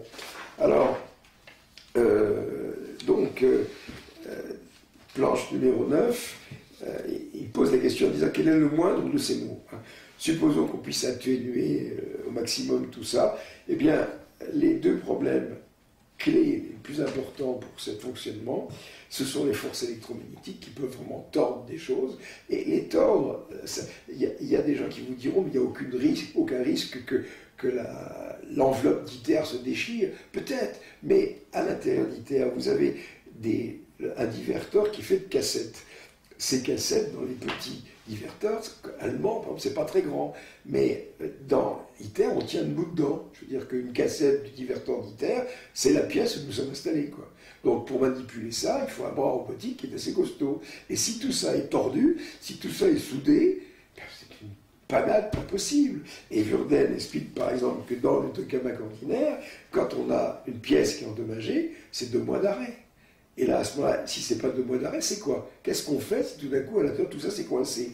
Donc, il y avait le problème des forces qui tordent les éléments. Ensuite, le deuxième point, c'est ce que j'ai évoqué, c'est la décharge d'électrons découplés. Et quand il y a ces décharges d'électrons découplés, la question qu'on peut se poser, c'est quelle est l'intensité en question? Est-ce que c'est 1 ampère, 2 ampères, 10 ampères? Non, non, non. Ces décharges d'électrons relativistes, ça atteint une intensité qui est la même que celle du courant plasma. C'est-à-dire que quand on a un tokamak modeste qui fait des courants d'1,5 million d'ampères, eh bien lorsqu'il y a une décharge d'électrons découplés, c'est 1 million d'ampères, boum, carrément. Lorsqu'on aura une machine de 15 millions d'ampères, on évalue les décharges à 11 millions d'ampères. Et ces décharges-là, ça se concentre sur des surfaces qui sont données dans la thèse de Thorsten. Ça peut faire 10 cm de diamètre. Alors envoyer 10 millions d'ampères sur 10 cm de diamètre, sur une paroi en beryllium qui fond à 1280 degrés, qu'est-ce qui va se passer? Il est probable qu'il y aura un trou. Hein. Bon, et Vurden, lui, parle d'expérience. Alors ici, vous avez une planche qu'on montrera juste, la planche 10, comme ça. Et dans cette planche, la flèche qui se trouve là, c'est pas moi qui l'ai mis, c'est Vurden. C'est le coefficient d'amplification, justement, de ces élections découplées. Et à ce moment-là, si on fait un zoom sur cette partie-là, ben, on le voit peut-être pas très bien, mais pour donc une machine comme le jet, eh bien, on a un coefficient d'amplification qui est de l'ordre 10,4, mais vous l'avez pour ITER, c'est 10 puissance 16. Donc là encore, une inconnue. Bon. Alors, ici, planche 11, Vurden dit concentrons-nous sur la plus grande menace, les électrons couplés dans les grands tokamaks. Et là, on ne peut pas dire ça ne se produira pas, parce que vous verrez cela dans son document, mais si après vous pourrez télécharger. Je crois qu'il faut mettre l'adresse de ce truc. De toute façon, il y a l'adresse de mon site, et dans mon site, vous avez des dossiers qui renvoient un petit peu à n'importe quoi. Donc là-dedans, vous avez la thèse de Cédric Rue. Dans la thèse de Cédric Rue, vous allez trouver tout ce qui est nécessaire. Vous avez en anglais la thèse de Andrew Thorsten qui contient également énormément de données là-dessus. Hein. Donc vous avez tous les chiffres qui correspondent à ces disruptions, etc. Et dans cette page 11 de Vurden, moi je la vois assez mal parce que c'est une impression couleur, des faisceaux d'électrons découplés dotés d'énergie allant de 10 à 20 mégaélectronvolts avec une intensité de plusieurs millions d'ampères ne seraient simplement pas tolérables et perforeront probablement catastrophiquement le fin revêtement de la paroi dès la première occurrence du phénomène. Hein, je répète, hein, la première fois qu'on aura un coup d'électrons découplés, on perforera la paroi. Donc là, il y a un avertissement. Et quel est le comportement, les conclusions de cette table ronde des scientifiques américains dans ce colloque? Il faudrait mettre en stand-by les gros tokamaks et puis essayer de résoudre le problème de disruption avant et pas après. Hein. Parce que une réponse que font les gens d'ITER, c'est on ira très progressivement. Mais alors si on y va très progressivement et qu'au lieu de mettre 15 millions d'ampères, on en met 1,5, c'est pas la peine, quoi. Disons que moi je pourrais faire une comparaison qui est la suivante. Moi je trouve qu'ITER c'est un avion à vapeur, quoi. Essayez d'imaginer que adhère à décoller du sol de 5 cm sur quelques mètres. À ce moment-là, 35 pays décident de mettre des sommes considérables pour construire un avion à vapeur, pour créer une ligne aérienne qui traverse l'Atlantique. Alors à ce moment-là, il y a des gens qui disent oui, mais la chaudière est assez instable. Ne vous inquiétez pas, on a les moyens, et de toute façon, on ira très doucement. Comment on ira très doucement? On va faire 10 ans de roulage. Avant de décoller, on n'est pas encore là. Hein. C'est-à-dire qu'on construit le tokamak, puis après on teste ceci, on teste cela. Et là, le discours qui est suspect, c'est le temps. Vous remarquez une chose, c'est que ces gens-là vous disent, ça marchera quand ça marchera. On ne veut pas vous donner, on n'est pas à 10 ans près. Quoi. Et il y a un document dont je voudrais qu'on nous donne l'adresse sur mon site, hein, qui est le rapport du débat public qui a été organisé par ITER en 2006. Et ces débats publics, c'est un débat qui a été géré par des gens qui ne connaissaient rien à ITER, hein, et il y avait 7 personnes qui géraient ça, et c'était dirigé par un type qui s'appelait, je crois, Legrand, qui est architecte, et il a une phrase dans ce rapport, vous le trouverez, qui dit il faut quand même se rendre compte d'une chose, c'est que les gens qui portent actuellement le projet ITER, ils sont probablement morts quand ça marchera. Et ce sont leurs descendants qui cueilleront les fruits. Alors il y a aussi une hypothèse, c'est que la descendance est peur à l'addition. Si tant est que le projet ne fonctionne jamais. Disons qu'actuellement, qu'est-ce qu'on a comme option? Il y avait l'option qui consistait, qui aurait été la sagesse, à tout arrêter. Ceci étant, si on arrêtait tout maintenant, il y aurait 3 milliards d'euros de dédits à payer par rapport au contrat qu'on a fait. Il y a des pays qui ont investi, qui ont créé des structures de production, etc. Ils ont joué le jeu d'ITER, bien que l'autorisation préfectorale n'ait pas été délivrée pour la construction de la machine. Il y avait déjà 3 milliards d'euros de lancés. Donc, arrêter ITER maintenant, en novembre, décembre 2011, ça aurait coûté 3 milliards d'euros, au moins, mais pas 15. Il y a quand même un facteur 5 entre les deux. Moi, je pense qu'il aurait mieux valu payer cette ardoise en disant il vaut mieux arrêter les frais. Alors, je dis, mais c'est quand même extraordinaire. Comment est-ce qu'on a pu élaborer un projet aussi complexe, aussi coûteux, et tout d'un coup s'apercevoir qu'il y a quelque chose qui ne va pas? Eh bien, la raison est simple, elle est donnée par les gens qui, eux, sont bien au courant de ces questions de plasma, de tokamak, de disruption, c'est qu'on a minimisé le danger des disruptions quand on a lancé le projet. Et ce projet, il faut se rendre compte d'une chose, c'est qu'il y a une quantité de compétences étalée extraordinaire. Il y a les chauffagistes, les gens qui chauffent le plasma. Et ceux qui chauffent le plasma, ce n'est pas les gens qui s'occupent des instabilités. Le gars qui s'occupe des instabilités, ce n'est pas le type qui s'occupe du champ magnétique, supraconducteur. L'autre, il ne connaît pas les hyperfréquences. Donc on a une espèce d'éventail comme ça de compétences. Ce n'est pas possible d'être un ingénieur qui soit spécialiste de tout. Donc la question qu'on pourrait se poser, c'est est-ce qu'il y a dans ce projet une tête? Est-ce qu'il y a un type qui peut dire moi, je suis le responsable scientifique d'ITER, adressez-vous à moi, je réponds à toutes les questions? Eh bien, vous allez découvrir une chose, c'est qu'il n'y en a pas. Il n'y en a pas, et M. Gendry n'est pas le responsable scientifique. Parce que s'il était responsable scientifique, il dirait je viens et je réponds, et je fais face. Et vous ne trouvez personne qui fasse face à ce genre de choses-là.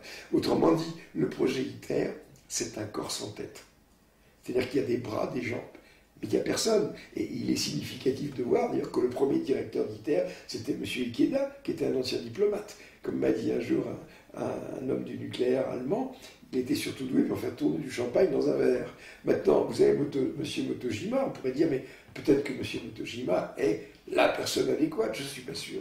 J'aimerais être sûr que si on mettait M. Motojima sur le grill en lui posant des questions, tout d'un coup, il ne perdrait pas les pédales. Je ne suis pas sûr qu'il domine le truc. Donc, autrement dit, ce projet-là, qui est-ce qui le domine? Et il y a des choses qui ne collent pas. Par exemple, quand vous voyez des gens comme Gendry qui dit « Jean-Pierre Petit est un imbécile », quand vous lisez simplement la critique qui est publiée par le CEA, vous y trouvez des contre-vérités, des conneries. Et moi, je dis la chose suivante.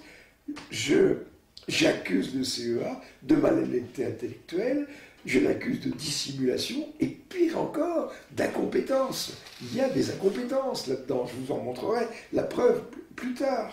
Donc ici,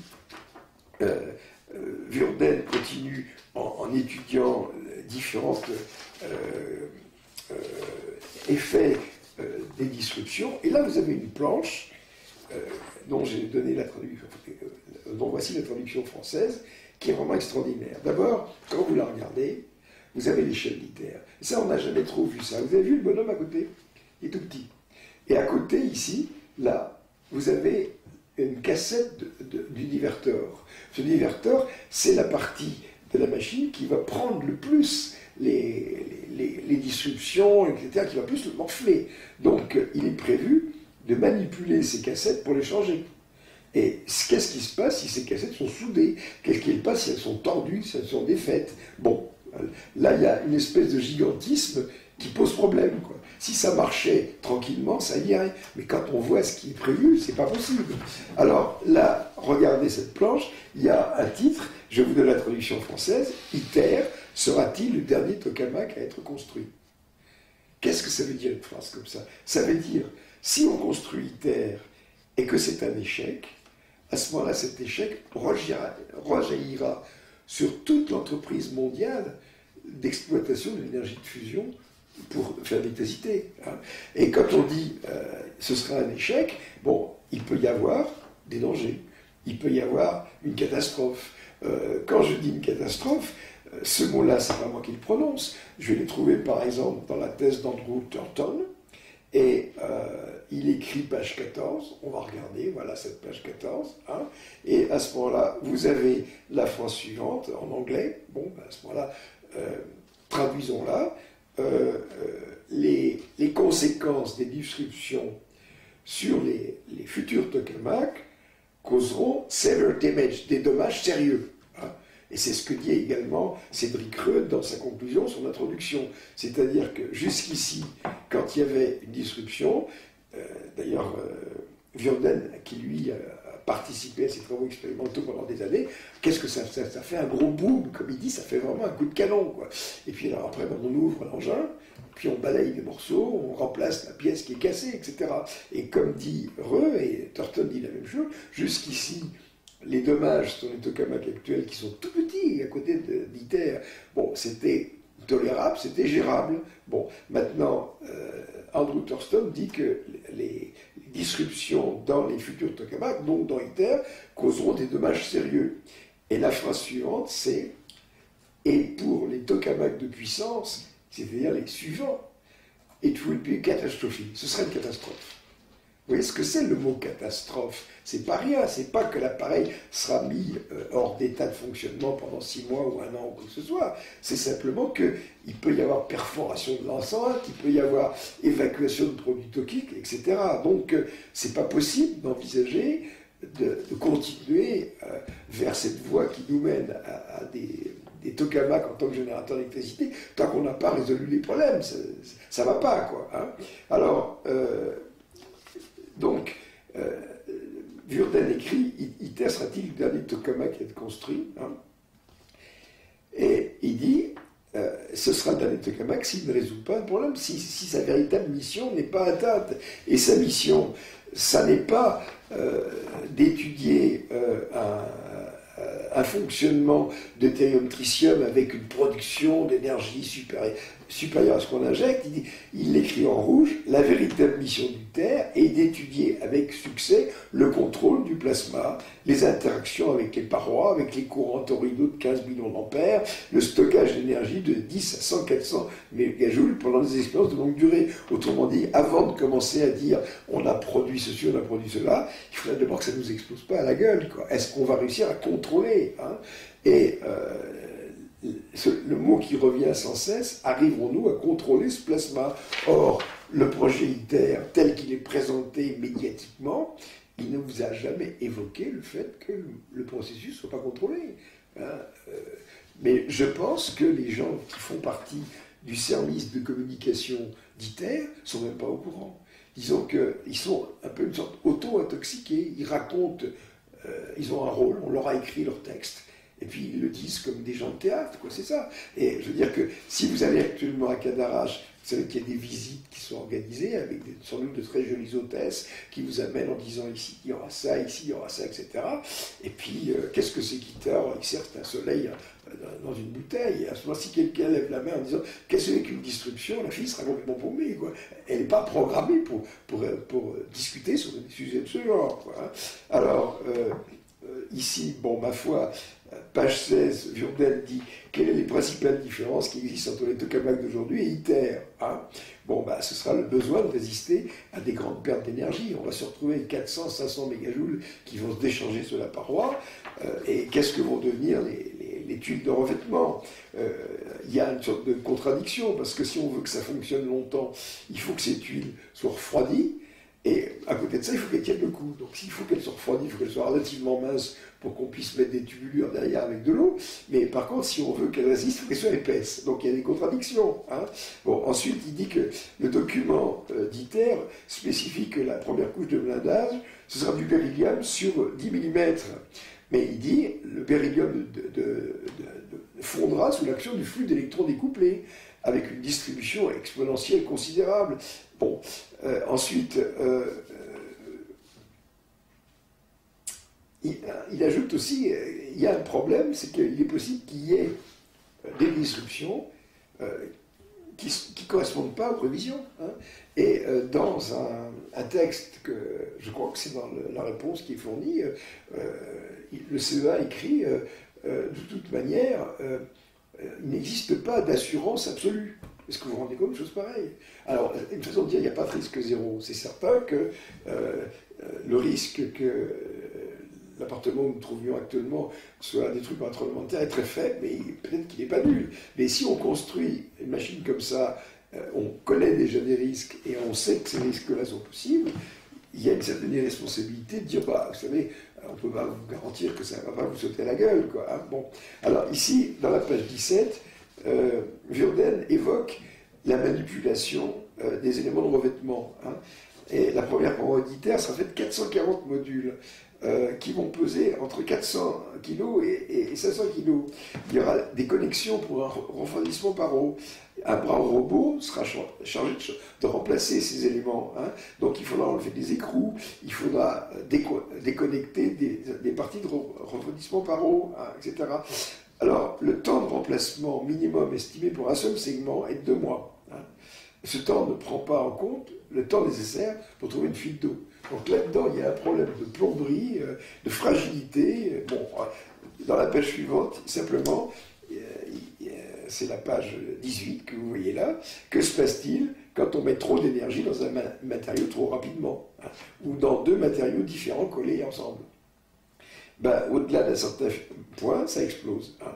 Et la phrase qu'il donne, c'est il a travaillé sur le tokamak TFTR et il parle de disruption majeure et il dit sur TFTR, une disruption majeure se met comme une petite explosion de bombe. Hein. Et alors, question, les tuiles, les éléments de revêtement de TFTR ont-elles déjà explosé? La réponse est oui. Donc il y a des explosions. Et dans le document de Jourdain, il y a une vidéo, malheureusement comme on avait le PDF, il faudrait que je lui écrive pour essayer d'avoir cette vidéo. Nous, on a eu des photos que j'ai évoquées plus tôt, on peut même montrer cette photographie qui correspond à l'impact d'électrons découplés dans Tor Supra. Bon, ben, là, on voit que c'est une belle gerbe de particules et de lumière. Les Américains, eux, ils ont fait un film, hein. Donc, ce que Jourdain montre, puisqu'à un moment, il met vidéo, c'est qu'on voit tout le processus, et à ce moment-là, c'est l'explosion de la plaque de blindage, quoi, hein. Bon. Ensuite, il parle de statistiques de destruction. Ces statistiques ne sont pas négligeables. Ici, on retrouve des images sur les dommages dans les disruptions. S'il s'agit de la page 22, vous voyez que page 22 est là. Jourdain a repris l'image que j'ai mise dans le document que j'ai remis à Rivasi, où on voit effectivement une partie du jet qui a été frappé par des électrons couplés, et on voit que ça fait fondre. Maintenant, il a d'autres images qui viennent d'un autre tokamak. Et là, je pense que ce sera intéressant de les montrer aussi. C'est inspection interne en juin 2008 d'Alcator qui travaille en mode C d'Alcator. Donc c'est un tokamak, et puis il s'agit de juin 2008. Donc c'est pas des choses qui datent de 95, quoi. Il n'y a pas 10 ans que c'est des trucs récents. Donc les fonctionnements au quotidien du tokamak, c'est la page 23. Alors regardez ces photos, vous avez des endroits qui ont morflé. Il n'y a pas de problème, ça dégage. Bon, alors là, page 25. Alors, un truc, ensuite on arrive à une partie qui est le contrôle des disruptions. Alors, est-ce qu'on peut contrôler ces trucs-là? D'abord, il faudrait savoir à quoi c'est dû. Et là, dans le discours de Lionel, on retrouve exactement ce qui est mis dans la thèse de Reul et ce qu'on trouve partout. Hein. C'est-à-dire, je crois que le mieux, c'est de montrer la planche de la page 27. Et cette planche de la page 27, elle est empruntée à un article qui a été présenté dans un colloque à Garching en mars 1995, et un monsieur qui s'appelle Schueller, qui a d'ailleurs publié ça dans Plasma Physics, a fait une espèce d'organigramme complètement surréaliste sur les différentes causes des disruptions. Alors, moi, je compte les cases, 1, 2, 3, 4, 5, 6, 7, 8, 9, 10, 12, 13, 14, 15, 16, 17, 18, 19, 20, 21, 22, 23, 24, 25, 26. Donc, ici, il y a la combinaison de 26 causes possibles, chacune pouvant se combiner avec les autres. L'organigramme est très compliqué. Alors, ce qui est assez amusant, c'est que si on regarde dans cette planche 27, il y a une case qui s'appelle UFO. UFO. Et si vous regardez la même chose dans le site du CEA, ça s'appelle OVNI. Alors, c'est curieux, c'est vrai que des gens pourraient bien à ce que le CEA s'intéresse aux OVNI. Oui, oui, oui. Alors, qu'est-ce que c'est qu'un OVNI? Eh bien, dans mon site, il y a une planche qui est empruntée à un document que le CEA présente dans son site, et qui s'appelle une journée ordinaire sur Torsupra. Donc une journée ordinaire sur Torsupra, c'est maintenant, c'est pas il y a 10 ans. Hein. Donc vous avez un type qui raconte une journée d'expérimental sur Torsupra. Et vraiment, c'est oh là là, ça disrupte, oh là là, il va se passer ici. Et vous avez cette phrase, et là je pense qu'il faut la montrer, il faut faire un zoom, c'est de la haute voltige. Donc vous voyez qu'en 2011, le travail expérimental sur Torsupra, c'est de la haute voltige. Et c'est une petite machine. Alors qu'est-ce que ça deviendra si on fait de la haute voltige sur ITER? On peut se poser la question. Alors qu'est-ce que c'est que ces ovnis? C'est des morceaux de la paroi qui sont arrachés. Et là, vous avez une photo prise par la caméra où on voit ces traînées, ces traces comme ça, qui sont des morceaux arrachés à la paroi. Vous voyez tout ce qui peut se produire dans un truc. C'est incroyable. Ensuite, bon, quand on revient à la page 26, moi je trouve que c'est bien de centrer ça autour du discours de M. Vionden de Los Alamos, qui correspond à ce colloque du mois de septembre à Princeton, parce que si Philippe Gendry dit que c'est de la connerie, alors moi je ne comprends plus rien. On est tous une bande de cons. Quoi. Disons que là-dedans, il y a un nombre considérable de gens dans tous les pays qui mériteraient un traitement psychiatrique, une assistance psychologique, parce qu'ils n'ont pas compris que tout ça c'était bidon. Alors là, vous avez les causes de disruption, limite de densité, mode résonant, invasion d'impureté, défauts techniques, etc.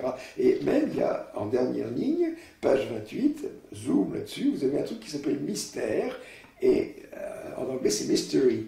Et c'est 20% des disruptions du jet. Hein.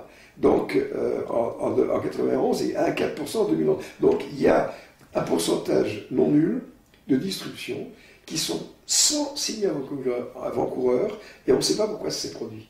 C'est grave, un truc. Ça vous montre à quel point on ne maîtrise pas ce phénomène. Hein. Bon. Alors, ici, on arrive un peu à la fin de sa présentation. Page 28, il est essentiel de résoudre le problème des disruptions sur les tokamaks. Nous devons insister sur un examen prioritaire du problème des disruptions. Dans les 15 dernières années de recherche, de combien avons-nous réduit la probabilité d'une disruption dans les tokamaks d'un facteur 3? Et dans les 15 prochaines années, qu'est-ce qu'on pourra faire? Hein? Bon, donc, il insiste en disant il faut résoudre ce problème avant. Et écrit en lettres de couleur rouge, nous devons démontrer un contrôle effectif des plasmas à haute énergie des tokamaks avant ITER. C'est là qu'il y a le before ITER. Je relis ça.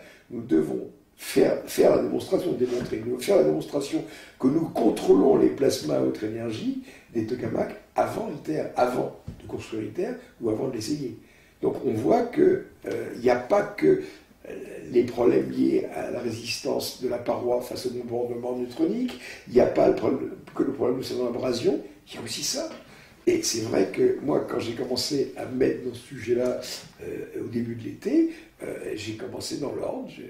C'est vrai que un prix Nobel japonais, dont je ne me souviens jamais du nom, mais Robin le mettra en bas, a dit on ne sait pas grand-chose de ces neutrons à 14 MeV, et la fusion, ça produit des neutrons, et ces neutrons sont 7 fois plus énergétiques que les neutrons de fission. Et quand on prend ces neutrons émis par les réactions nucléaires, qu'est-ce qu'ils ont comme effet? Par exemple, prenez une cuve d'un réacteur nucléaire. On se dit, ça fait 30 ans qu'elles sont en fonctionnement, est-ce qu'on va les prolonger? Pourquoi? C'est curieux, on a un truc aussi épais, pourquoi tout d'un coup on est inquiet pour sa solidité? Mais parce que lorsque il y a des neutrons de fission qui sont émis, ils créent des transmutations dans le métal, et vous avez beaucoup de transmutations qui donnent de l'hélium. Et l'hélium, c'est un truc qui a une propriété, c'est qu'il se lie avec rien. Donc si vous transformez un atome de fer, un atome de chrome, un atome de n'importe quoi en hélium, à ce moment c'est comme s'il y avait un trou. Alors un trou, ça va, 2 trous, ça va, comme on pourrait dire 3 trous, bonjour les dégâts, quoi. Un trou, ça va. Donc au bout d'un certain nombre d'années de fonctionnement, votre structure métallique, elle est parasitée par des fissures, et sa résistance mécanique a beaucoup descendu. Alors, pour les réacteurs à eau pressurisée, ils sont à 155 bars. Est-ce qu'on peut vraiment être sûr que tout ça fonctionne? Maintenant, pour ce qui est des machines comme ITER et ses suivants, qu'est-ce que vont faire ces neutrons de 14 MeV sur une paroi en béridium? Alors, évidemment, il y a beaucoup de gens qui ont dit, il y a une chose qui aurait été évidente, c'est de commencer à tester les matériaux avant de lancer le projet, quoi. Alors, là, je vais donner une précision avant de poursuivre justement dans ce PDF de Vurden. Lorsque les tokamaks ont été construits, une chose paraissait complètement logique, c'est de dire on va utiliser du carbone comme revêtement. C'est très bien, le carbone, ça se sublime à 2500 degrés. C'est-à-dire qu'à 2500 degrés, la paroi se transforme en vapeur, ça émet le carbone. Donc 2500 degrés, c'est quand même une température assez forte, même s'il y a 150 millions au centre, on devrait pouvoir arriver à tenir le coup. Et puis là, on a découvert des choses tout à fait désagréables. D'abord, il y avait une abrasion de la paroi des plaques de carbone par des chocs liés aux ions. Puis il y avait aussi une photoabrasion, ce qui fait que l'intérieur de la chambre se peuplait non pas de fragments de carbone, mais d'atomes de carbone. Et ces atomes de carbone, ils avaient un comportement très très désagréable, c'est qu'ils adoraient l'hydrogène, ils formaient des carbures. Alors les carbures, ça peut être n'importe quoi, CH2, CH4, etc. Bon. Et ces carbures, après ils se redéposent. Alors on a des plaques à base de carbone, ces plaques s'abrasent, et après on a des carbures qui se déposent. Et le carbure, c'est pas bon conducteur de chaleur. Comme justement le rôle de ces plaques, c'est d'absorber la chaleur, elles se retrouvent recouvertes d'isolant. Et là encore, n'est pas le pire, c'est que en faisant ces composants hydrogénés, carbures, donc des molécules de carbone et d'hydrogène, c'est que le carbone, il ne choisit pas. Soit il a de l'hydrogène, H1, soit il y a du deutérium, soit du deutérium. Et on fait très bien du carbure de deutérium et on fait du carbure de tritium. Alors le carbure de deutérium, à la fois, c'est pas grave, de même que l'eau H2O avec l'eau lourde, par exemple, vous pouvez boire de l'eau lourde, il n'y a rien d'extraordinaire, mais par contre le tritium, c'est radioactif. Donc à ce moment-là, on s'est rendu compte qu'avec ce système-là, le carbone donnait naissance à des carbures, et si à ce moment-là, le mélange, c'est du tritium, il y aura une quantité incroyable de carbure de tritium, y compris dans les parois. Ça va augmenter de manière considérable les déchets. parce qu'à ce moment-là, toute la chambre devra changer tous les X temps, et on est arrivé à un abandon de la paroi en carbone. Il est relativement récent, je veux dire que je pense que ça date de quelques années seulement, à un moment, si vous lisez encore, je ne sais plus dans quel document ça se trouve, il y en a eu tellement, je crois que c'est dans une conférence que faisait Marbach, quand il dit par exemple que le choix de la première paroi pose encore problème, ça doit dater de 2007, quoi. Bon, maintenant, on a pris du beryllium, et le beryllium, c'est pas de la tarte. Le beryllium, ça fond à 1250 degrés, c'est pas 2500. Et maintenant, si on pose la question, comment se comporte le beryllium face à un flux de neutrons de 14 mètres, réponse, on n'en sait rien. Alors, effectivement, là, il y a eu le projet IFMIF. Le projet IFMIF, ça veut dire International Material Fusion Irradiation Facility. C'est-à-dire, c'est un projet international pour créer une installation qui permette de tester les matériaux à l'irradiation liée à la fusion. Et cette installation, eh bien, ça consiste à avoir un accélérateur de particules qui accélère des deutons, c'est-à-dire des ions de deutérium, et puis avec ces ions de deutérium, on frappe un film de lithium, et à ce moment-là, on produit en quantité importante des neutrons de 14 MeV. Bon.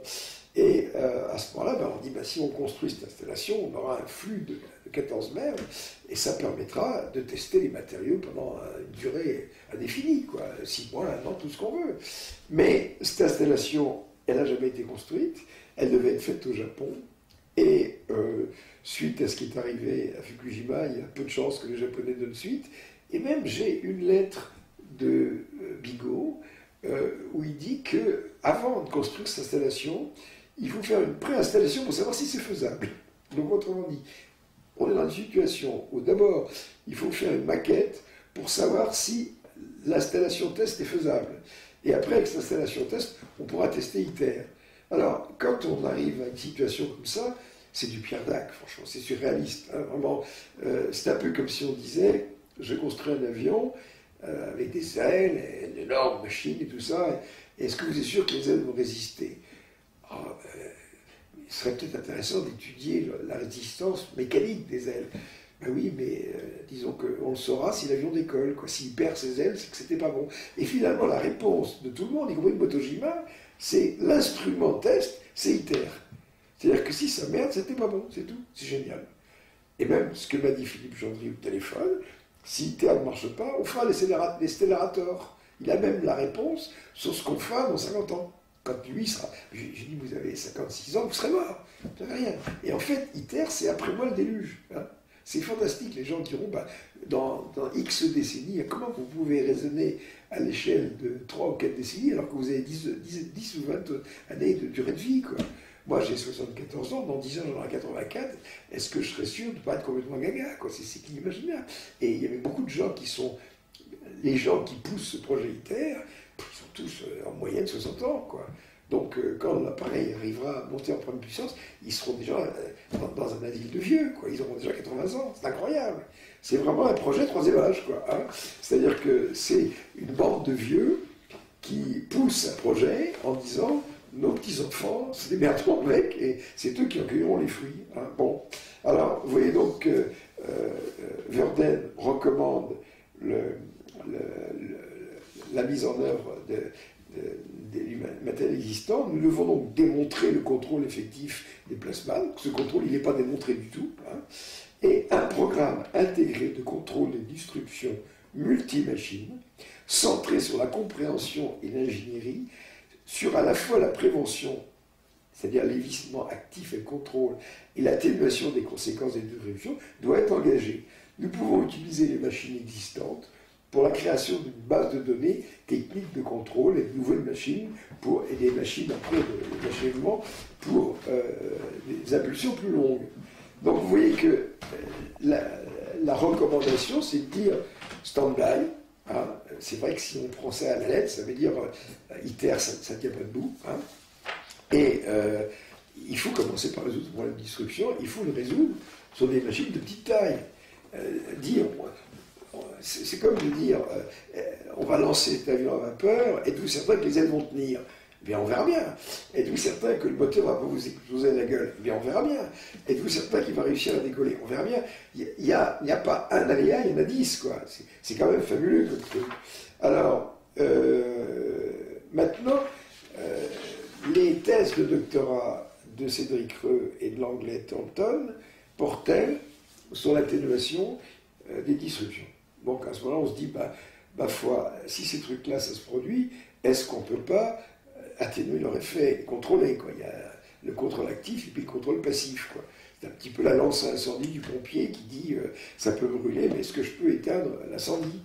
Et lorsque j'ai commencé à soulever ces questions-là, vers le mois de septembre, le CEA a installé le 24 octobre 2011 sur son site une page, coup d'œil sur cette page, qui s'appelle Zoom sur les disruptions. Vous allez sur leur site. Et quand vous allez sur Zoom sur disruption, vous arrivez sur une page où il y a une belle photo. Et sur cette belle photo, vous voyez une photo qui est prise dans Torsupra. Et il s'agit d'un dispositif d'atténuation de disruption qui est mis en œuvre. Alors, première remarque, comment est-ce qu'on fait pour contrôler une disruption? Cette disruption, il y a des tas de paramètres qui vont prendre des valeurs pas du tout sympathiques. Donc, qu'est-ce que vous faites dans ce cas-là? Vous êtes face à votre chaudière, vous avez une lance à incendie, vous allez tout noyer. Alors, dans un tokamak, on n'envoie pas de la flotte, on envoie de l'hélium. Hein, et à ce moment-là, on envoie de l'hélium, pas un petit peu, on envoie 10 fois le contenu de la chambre. C'est-à-dire qu'on a une cartouche, et on envoie l'hélium dedans. Et à ce moment-là, l'hélium crée une perte radiative qui fait qu'on éteint le plasma. Et si on fait une chose comme ça, c'est pas un petit contrôle tranquille, ça veut dire, bon, on arrête tout. Autrement dit, le chauffeur d'un tokamak, c'est un type qui est face à une chaudière, et puis il a des indicateurs, et il a une lance à incendie, et si ça va pas, hop, il ouvre et il voit tout. Hein. C'est là qu'à ce moment-là, on arrive à des choses très intéressantes, et c'était déjà dans la thèse de Reux, c'est dans la thèse de tous les gens, tout le monde le sait. Et Verdel le rappelle, ces disruptions se produisent dans un temps extrêmement faible. C'est de l'ordre, et c'est inférieur au millième de seconde. Ça, c'est le type même des instabilités de plasma. Les plasmas, moi j'ai travaillé dessus, j'ai été théoricien, expérimentateur, j'ai une certaine expérience, j'ai même réussi des manips assez jolies, en déplaise à M. Gendry, qui ne connaît pas du tout ma carrière. Et les plasmas, quand ça se met instable, ça va à une vitesse folle, un truc comme ça. Et en plus, ça intéresse l'ensemble du process. Donc, on est face à un phénomène qui se développe en moins d'un millième de seconde. À ce moment-là, la question, c'est est-ce qu'on est en état de mesurer des paramètres de façon à sentir quand ça va se produire, les signes avant-coureurs. Donc là-dedans, vous trouvez dans les thèses, dans les articles, des choses sur l'étude de ces signes avant-coureurs. Puis il y a aussi les disruptions qui n'ont pas de signes avant-coureurs. C'est embêtant. C'est mystery, c'est assez produit, et là, on ne sait pas pourquoi. Quelquefois, on sait un petit peu pourquoi. Mais quand on sait pourquoi, en fait, on a des théories. Il y en a qui disent ça part du bord, donc ça part du centre. Enfin, c'est extrêmement empirique, un truc comme ça. Et la question, c'est quand vous devez injecter du gaz dans une chambre, eh bien, est-ce que vous pouvez le faire en moins d'un millième de seconde? C'est-à-dire, dès que vous sentez le premier frétrillement de ce truc-là, est-ce que ça pourra se produire? Bon, il faut ouvrir une vanne, il faut injecter du gaz, et puis le gaz, c'est de la mécanique des fluides. Hein. Quand vous injectez cet hélium, eh ça va vous prendre plusieurs millisecondes. On ne peut pas descendre, on ne peut pas injecter ce truc-là en quelques microsecondes, c'est pas possible. Donc, quelle est la solution utilisée? Et ça, c'est merveilleux. Par ces gens, vous le lirez dans la thèse de Reux, il l'écrit. C'est un garçon, finalement, qui a fait un travail, je trouve, très intéressant, et avec une distance vis-à-vis du sujet qui est pas mal, parce qu'il se rend très bien compte de ce qu'il fait. D'ailleurs, à la fin, si vous lisez sa thèse, vous pouvez la télécharger, regardez, voilà l'adresse de téléchargement de la thèse de Reux. Hein, bon. Et ce qui est extrêmement intéressant, c'est de regarder les petites remarques qu'il fait à la fin de chaque chapitre. Et comment dire, il y a beaucoup d'humour là-dedans. Disons que j'ai pas voulu jusqu'ici évoquer tout ça. Ce garçon, d'ailleurs, il y est pour rien, quoi. Il a fait un excellent travail. Puis maintenant, ma foi, il est en Angleterre et il doit être prié de se taire, quoi. Je sais qu'au moment de la réunion qu'on devait avoir avec Rivasi, il avait été dit que le CEA ne voulait absolument pas que je rencontre Heureux. Mais c'est pas parce que j'aurais eu raison de lui. J'aurais simplement dit, vous avez fait un excellent travail, le voilà, quoi, c'est tout. Donc, Heureux, à un moment dans sa thèse, et je crois qu'on trouvera le passage et on pourra l'éclairer, la phrase en question, il dit, je ne sais plus exactement dans quel terme, de toute manière, ces essais, on appelle ça de mitigation, mitigation, c'est le mot anglais, et ça paraît un peu un anglicisme, mais en fait j'ai regardé mitigé, ça existe dans le dictionnaire Larousse. Et qu'est-ce que c'est que mitigé? C'est atténué. Effectivement, quand vous avez un robinet eau chaude, eau froide, pour votre baignoire, il y a un mitigeur. Et le mitigeur, ça va simplement dire que vous mitigez votre eau chaude avec de l'eau froide pour ne pas vous brûler. Et quand vous manœuvrez pour mettre un peu plus d'eau froide, vous mitigez. Bon, là-dedans, c'est pareil, on mitige. Donc, on fait ces essais de mitigation, mais on les fait sur un plasma sain. C'est-à-dire qu'on les fait sur un plasma qui n'est pas dans un état disruptif. Et personne ne se hasarde à mettre un tokamak dans une situation naturelle de disruption pour intervenir. Autrement dit, je pourrais résumer ça avec la phrase suivante. On essaie un extincteur sur un non-incendie. Moi, si j'étais sur un plateau de télévision, je prendrais une allumette et un verre d'eau. Je dirais, voilà, vous voyez, je mets ce verre d'eau sur cette allumette. Et s'il avait été allumé, je l'aurais éteinte. Alors on peut dire, mais en fait, qu'est-ce qui se passe? Il y a une chose, c'est que les disruptions, il y a une multitude de causes, dont en particulier une fuite. Et une fuite, comme la chambre du tokamak est de basse pression, c'est quelque chose qui rentre. Donc autrement dit, quand vous injectez votre hélium, ça crée une disruption. Donc autrement dit, vous créez la disruption avec votre système, puis après vous l'atténuez. Donc ce n'est pas vraiment quelque chose d'opérationnel. Ce qui serait opérationnel, ce serait de pouvoir subir quelque chose qui se produit, mais malheureusement, à ce moment-là, on a des instruments de mesure, et là, vous le direz dans les thèses, il y en a qui ont des temps de réponse de plusieurs millisecondes, et à ce moment-là, c'est beaucoup trop long. Donc on n'est pas en état de diagnostiquer l'apparition de la disruption et de réagir pour la contrer, quoi. Donc franchement, et alors dans un des textes du CEA, il y en a tellement, je crois que c'est la réponse faite à mes travaux, vous trouvez l'expression encourageant. C'est-à-dire qu'il y a des résultats encourageants. C'est inquiétant quand on voit une chose comme ça. Quand on voit actuellement, bon, on ne sait pas faire, mais on a quand même quelques éléments qui nous permettent d'avoir confiance dans le fait qu'on trouvera quelque chose. Alors vous voyez, on a Motojima, quand on lui dit, mais est-ce que vous croyez que la paroi va tenir au flux de neutrons? Il répond, vous savez, il faut croire qu'on trouvera un matériau qui tiendra. Donc déjà, il y a une espèce de foi dans le fait qu'on va résoudre ce problème. Et partout, c'est pareil. Donc là, ça revient à dire, pour le moment, nous ne savons pas contrôler les disruptions et les atténuer, mais nous avons quelques expériences qui montrent que nous pouvons avoir bon espoir d'y arriver. Alors, est-ce que, si Svenishek était là, il sauterait sur son fauteuil, est-ce qu'on lance un projet à 15 milliards d'euros qui en fera un jour 50, avec une quantité de problèmes où on se dit qu'on a bon espoir de trouver des solutions? C'est pas raisonnable. Je crois que le mot clé, c'est que ça n'est pas raisonnable. Et la conclusion de Vurdet, c'est vraiment, il faudrait, étudier tous ces trucs-là, avec les machines actuelles. Par exemple, page 31, il met « Augmentons massivement le temps d'étude des disruptions sur les machines actuelles. » Vous trouvez un système de contrôle, etc. Alors là, maintenant, il y a une page, la page 32, on peut l'avoir en anglais, mais en français. Sur la page 32, vous voyez, lisez bien, parce que ça, c'est clair comme de l'eau de roche. Quel est le meilleur endroit pour étudier les disruptions dans les tokamaks? Pas ITER, not ITER. Autrement dit, le dernier endroit où étudier les disruptions, c'est ITER. Pourquoi? Parce que ITER, c'est trop dangereux, il y aurait trop de casse, ça coûterait trop cher, c'est pas possible. Donc là, c'est comment essayer de voir si on peut voler avec un avion. Pas sur ce machin-là, parce que quand on tirera le manche, si ça se casse la gueule, c'est pas possible. Hein, voilà. Donc,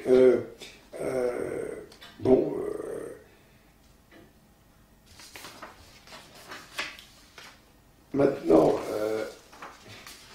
diagnostiquer les disruptions.